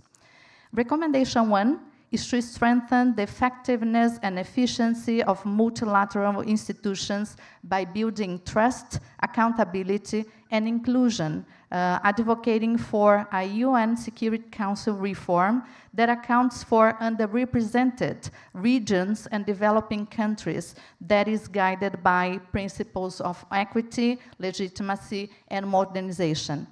We recommend that G20 call for the strengthening of the Peace-Building Commission by enhancing its advisory role to the Security Council and Economic and Social Council, and reinforcing its capabilities for conflict prevention. We also recommend that G20 support the alignment of policies across UN agencies, organization, and process. What is more, we recommend the G20 establish a permanent task force on the UN reform within the G20 Sherpa track. The recommendation 2 is to strengthen global governance through increased participation of non-state and subnational actors. The enhanced collaboration with both the Sherpa and finance tracks can include, but not be limited to, the existing engagement groups. Brazil G20's social is a really good example, as a structured technical exchange can also serve as advisory function. Task Force 6 likewise recommend the G20 to consider amplifying the participations of cities and other local and regional governments and related networks. Subnational actors are pivotal for addressing a host of systemic risks, including climate change, digital exclusion, and inequalities. Recommendation 3 is to improve global cooperation and investments for climate resilient development, including through reforms of the financial architecture. The G20 should advance a comprehensive reform agenda for international financial institutes and reoriented MDBs towards sustainable finance, as well as transform the governance of international financial institutions to be more equitable and inclusive. We know the roadmap under work is moving in that direction. We also agree the G20 should promote just ecological transition plans and accelerate the global energy transition away from fossil fuels, while championing equitable and sustainable carbon and biodiversity markets, payment for ecosystem services, and advocating for innovative financing mechanisms for protecting tropical forests, such as the Tropical Forest Fund Forever Fund. Our fourth recommendation is to strengthen governance to ensure timely and efficient responses to frontier threats related to global health, digital harms, and transnational organized crime. All three sets of challenges are international in nature and represent severe threats to peace and security, financial stability, and sustainable development. Finally, our fifth recommendation is to advance new norms and metrics for development cooperation and enhance G20 accountability, advancing metrics of well-being that moves beyond the GDP. These recommendations by no means exhaust the challenge to reform and strengthen multilateralism. Current political, economic, and social tensions create increased uncertainty that hinders progress on key commitments like the SDGs and the Paris Agreement. Growing competition, deepening inequality, and institutional inertia make multilateral cooperation increasingly difficult. A multilateral system model, a multilateral system more adapted to today's challenge needs inclusivity and fairness, agility and sufficient resources, as well as adaptability and transparency. Otherwise, none of the recommendations convened by the colleagues who preceded me can be pursued in a meaningful way. The G20 process, by its nature, can serve as a key platform for aligning efforts and setting agendas in this direction in other fora, such as the Summit of the Future and beyond. Having Brazil highlight the promotion of the global governance reform as one of the G20's priorities is certainly a step in the right direction towards a multilateral system that delivers for current and future generations, for people and the planet. You can count on our support. Thank you very much. Thank you very much, Melina. Thank you, all of you, and congratulations. We have just synthesized a 6-month period of hard work in 35 minutes. Congratulations. And our Master of Ceremony has again the floor, please. Thank you, Minister Almir Nascimento. I would like to congratulate the emphatic presentation of all the task forces. And ask you, now we have the photo, please. Congratulations. Thank you very much. The photo, because we have other photos up. Please, in the middle of the stage, please.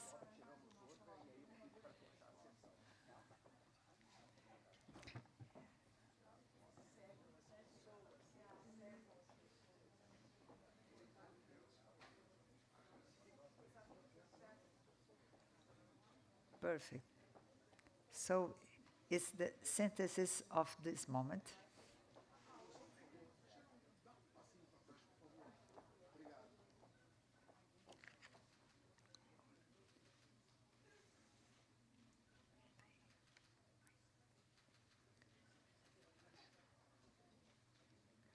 So, and now I ask all the task forces, leaders, you stay on the stage. Okay, it's very important you remain on the stage, because for the first time, the T20 will present the communiqué in advance to the leaders of the G20 Brasil, Sherpas and Finance tracks. This document synthesizes the work carried out by the 6 task forces over the previous months into objective and concrete recommendations to G20 countries, aiming to influence the leaders' negotiations and the drafting of the joint declaration to be presented during the G20 official summit in November 24. Ladies and gentlemen, for the official delivery of the T20 Brasil communique to representatives from Brazilian ministries of finance and foreign affairs and G20 social, I have the honor to invite to the stage Mr. Antônio Cotas, Subsecretary for International Finance and Economic Cooperation at the Brazilian Ministry of Finance.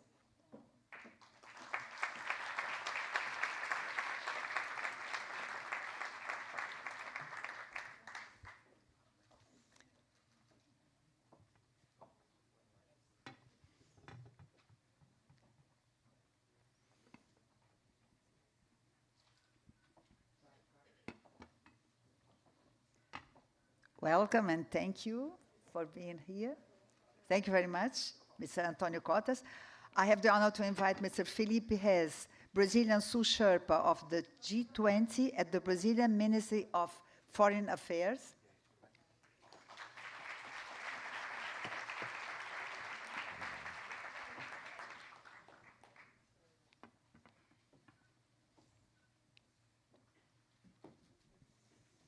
This is certainly a very symbolic and important moment. Thank you, Mr. Felipe Reis. Welcome.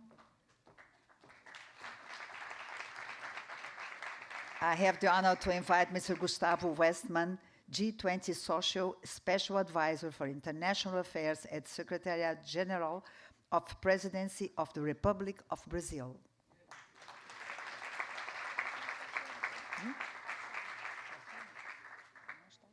Sim, sim, claro.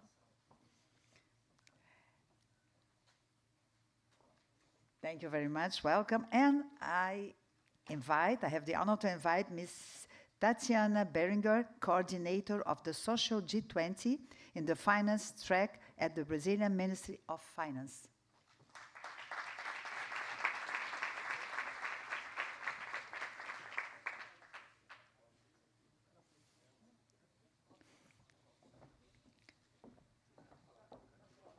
Now we have to synthesize this moment in a photo with all the task forces and all the representatives of the Brazilian government and the G20 Sherpas.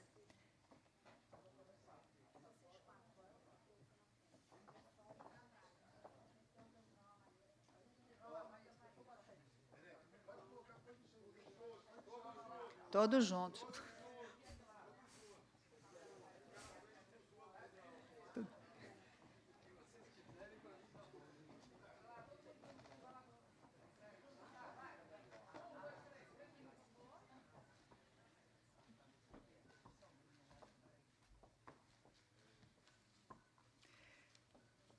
A very symbolic moment. I should say it's a photo that synthesizes all this T20 Brasil conference.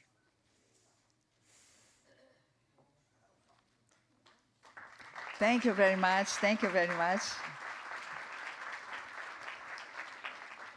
Now, I thank all the T20 Brasil Task Forces leaders who will leave the stage, and I thank you very much. So, okay,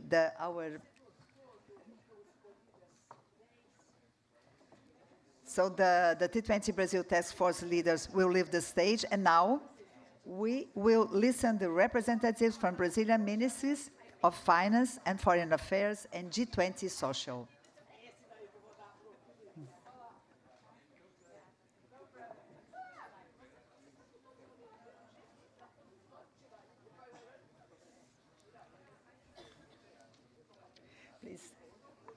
Ms. Tatiana Beringer, Mr. Gustavo Westman, Mr. Felipe Reis, and Mr. Antônio Cotas, could you have your seat, please? Have your seat. And I give the floor again.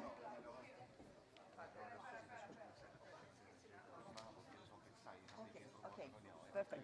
Temos que falar isso para o ministro que ele vai moderar, tá? To moderate this final panel, I give the floor to the moderator, Almir Nascimento, Director of the International Relations Research Institute of the Alexandre de Guzmão Foundation. Ms. Almir Nascimento, you have the floor.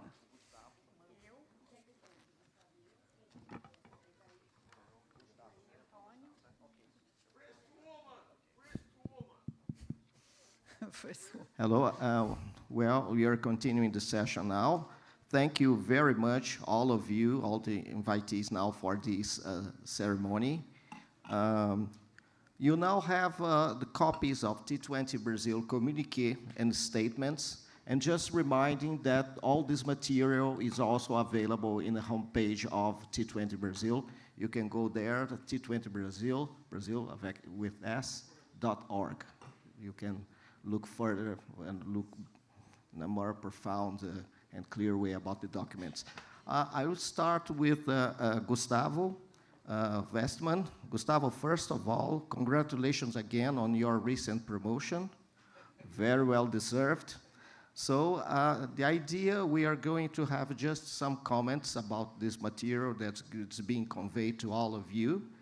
And how does G20 Social receive this communique and statements of T20 Engagement Group?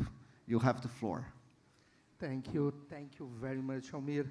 Well, good afternoon, everyone. Really a great pleasure to be here. Congratulations, Sebri, Funagi, Pea, for the excellent job that you've done, and to everyone present here. Well, I'm really impressed with the progress that has been made by T20 in the last month. I remember the inception meeting, and seeing the progress that has been made is quite amazing. I carefully listened to the recommendations, and we've been talking a lot. I see here dear friends, and I believe that the recommendations are great. Of course, we need more time to discuss them, and hopefully we'll have several other opportunities to discuss them in details. Some of them definitely more feasible, some of them less feasible. We have to be very objective and pragmatic on that. And I believe now the challenge is exactly how to ensure that these recommendations are taken to the tables of negotiation, right? And that's where the social G20 comes to the floor. I'm convinced that Brazil has been doing a great job on raising the bar in terms of allowing these recommendations and creating this dialogue between government and civil society, something quite innovative in the G20 context. But we have to take into consideration that the global context is quite complex in the current days, and the challenges are huge. They are huge not only because we are discussing here and presenting suggestions to what we want to the G20, but also because we are discussing new ways of thinking the world itself.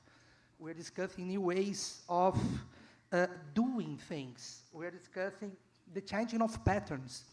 And that's huge. That's really huge. What I can say very concretely based on the recommendations that I've heard. Well, first of all, and that's quite important, the Brazilian government and T20 are on the same page, okay? So that's a good starting point. I really appreciated the fact that the recommendations were super pragmatic and focused and quite oriented, so that was extremely important, including to take them to the tables of negotiations, right? From the very beginning, we've been saying, like, if you send a recommendation of hundreds of pages, who will really read these papers? More concretely, tomorrow, I'm glad to say that all these recommendations will be taken to the Sherpas, okay, presentially by a representative of T20 together with representatives of all the other engagement groups.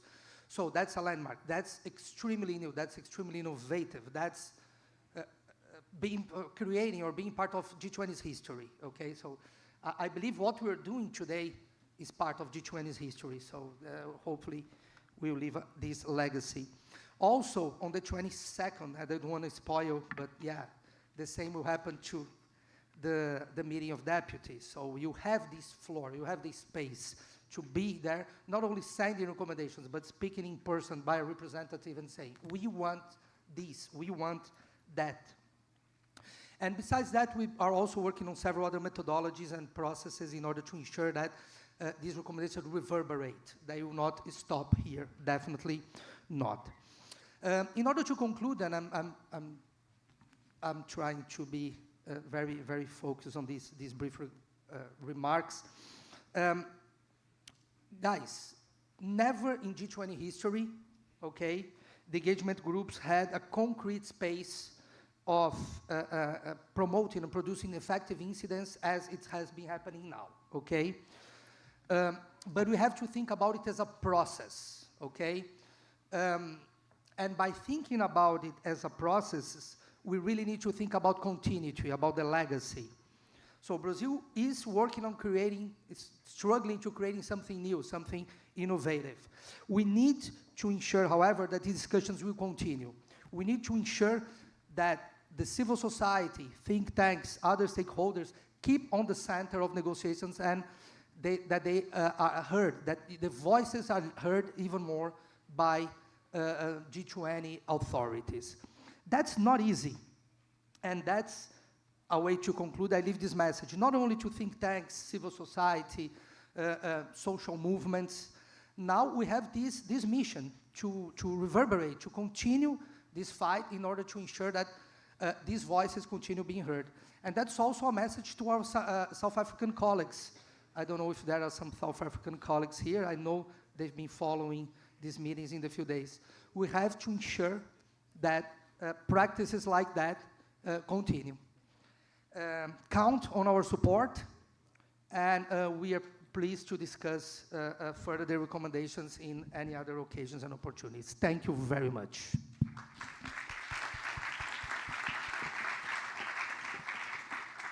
Thank you very much, Gustavo. Now, Councillor Gustavo Westman. And Tatiana, you are part also of G20 Social. Would like to share also some comments about the documents received today. The floor is yours. Is it okay? So good afternoon, everyone, dear Sherpas, dear chairs, dear members. I would like to express that it's an honor to be here and to receive these recommendations. I would like to congratulate you all for this hard work. I know you received thousands of policy briefs, and you have had to summarize all of it. And you are really making a big effort to build a research community and to engage in making a better world and to fight it, to have more democracy process in the decision-making of multilateral institutions or multilateral forums as G20. It's really, really an amazing fact. The T20 plays a central role for the G20 framework, as you know. It's one of the most important engagement groups.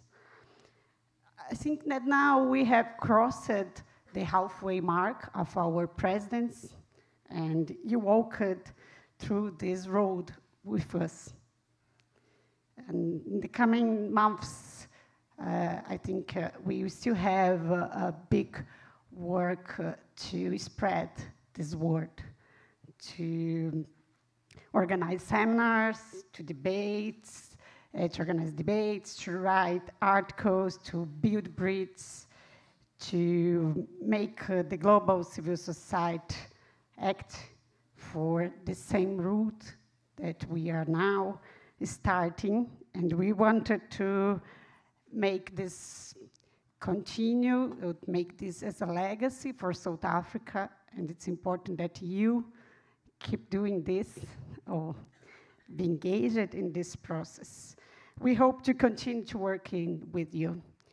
I would like to say that it is a big honor to be part of this process.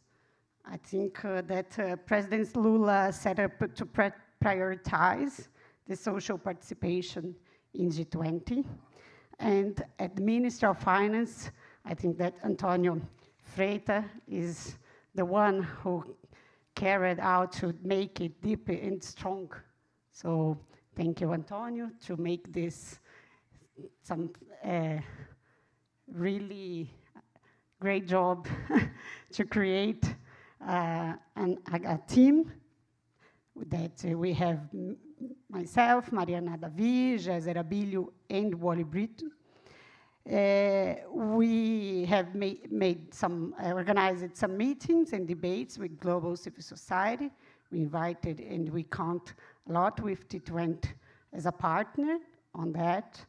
We are really now expecting to have you at the deputies meeting in 22 July to deliver these recommendations. I think it will be an unprecedented event and momentum, and we really wait the chairs of T20 to make this and put these words towards all the deputies.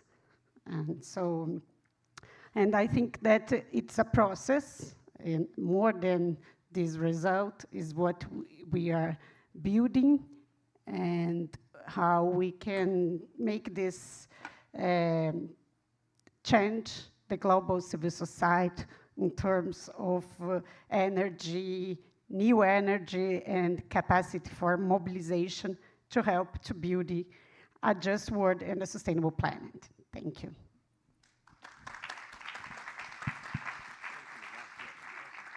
Thank you very much, Tatiana, for sharing your thoughts with us. I would like now to give the floor, to pass the floor to Antonio Cotas.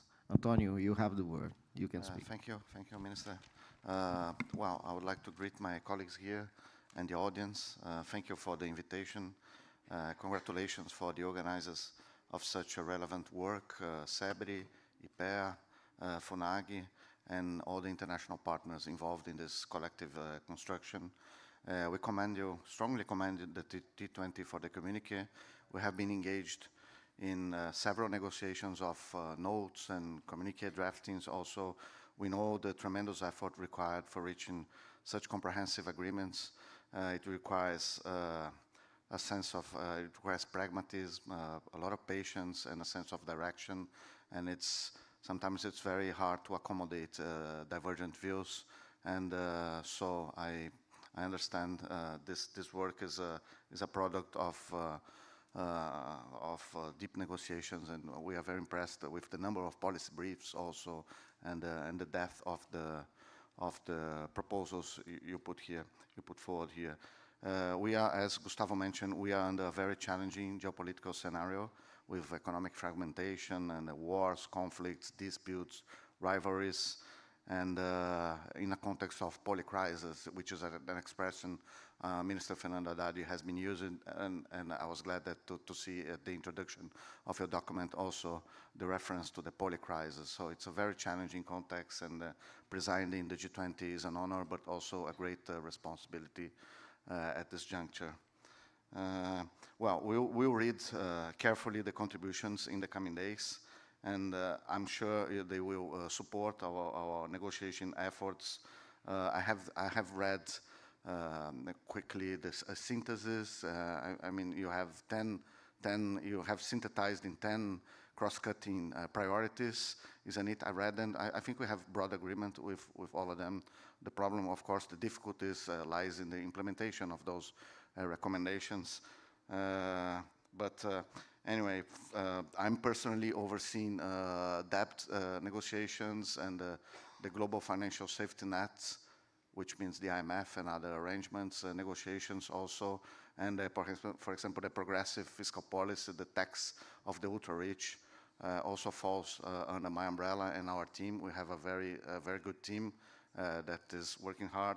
So I'll be glad to discuss. I put myself available to discuss those issues with you after the ministerial in late July, because we are currently negotiating a lot of things, so it's better to do it after the ministerial. I think August will be, or September, or even October, we can arrange this to make a discussion, a more detailed discussion on the specific proposals, at least under my responsibility. So thanks a lot for the organizers, and congratulations for your work.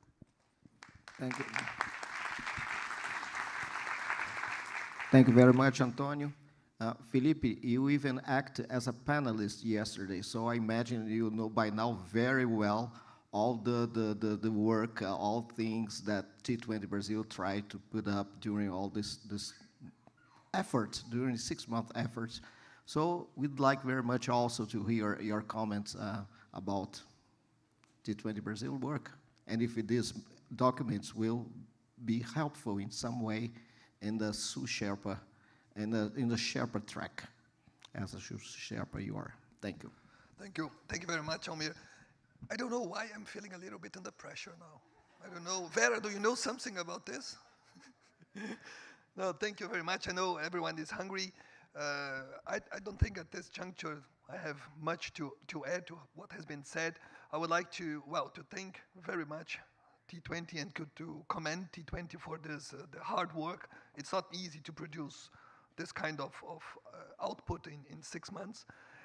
As I said yesterday, it's extremely helpful to listen to those recommendations from T20, but also from other engagement groups. I think that the final message I would leave with you is a little bit of an elaboration of what I said yesterday. I think that the invitation is for T20 to really concentrate on the nature, as I said, of G20, because the sort of recommendation and the sort of work you think G20 could be doing depends also on what is your assessment of, or what are your recommendations. Depending on the recommendations, you would help to forge a G20 that is more, less too heavy, I would say, to discuss. So it depends also upon how you view how G20 could be useful. And the final message, it's very important to do this thinking, especially for South Africa and the incoming presidencies, because now South Africa must be thinking about how they are going to organize the working groups, what are the priorities. So anything that T20 could help in this regard, giving suggestions, making suggestions where to focus, what is the sort of output that every working group could concentrate. I think, speaking on behalf of my South African colleagues, I think it would be very much appreciated by the incoming presidency. So thank you very much. Congratulations. And I think it's time for lunch, if I'm not mistaken. Thank you. Thank you. Thank you very much, Felipe. Thank you all of you for sharing your views. And be sure that T20 Brazil will continue to support all the efforts that we are carrying on, but not the Brazilian government. We are ready to support the countries, the coming South African presidency of T20. We are there to help, and we are very glad to have this opportunity doing this. So thank you very much, and I return the floor to our Master of Ceremony. Thank you, Minister Almir Nascimento. Thank you very much for all your participation, Mr. Felipe Reis, Mr. Antonio Cotas, Mr. Gustavo Westman, and Ms. Tatiana Berenguer. And I would like to, as you have a photo, only you with the moderator, and then I would like to ask to join us on the floor, Julia Dias-Leite, CEO at the Brazilian Center for International Relations, Márcia Loureiro, President at the Alexandre de Guzmão Foundation, and Luciana Servo, President at the Institute for Applied Economic Research.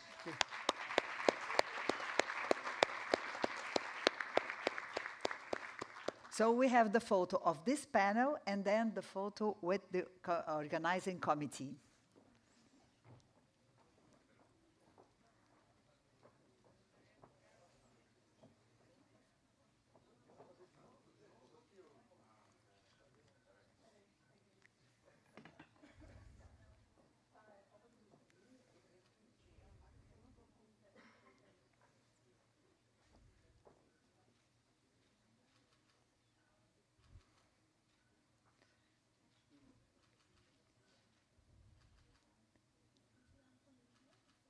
Thank you very much, thank you. And now, please, Julia Dias-Leite, Márcia Loureiro and Luciana Servo.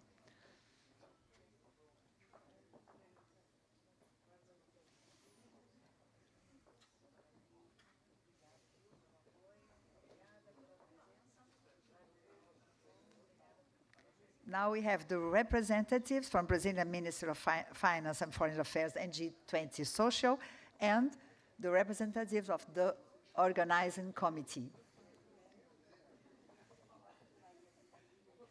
Okay, that's the last photo of the day. Okay.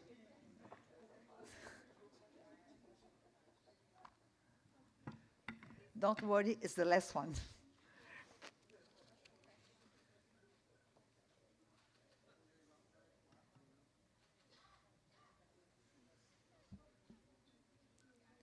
And now, thank you very much to you all, to all the panelists, the representatives, the organizing committee, all the panelists, and all of you that were with you. Thank you for being with us in these 2 days for this important conference. Thank you very much.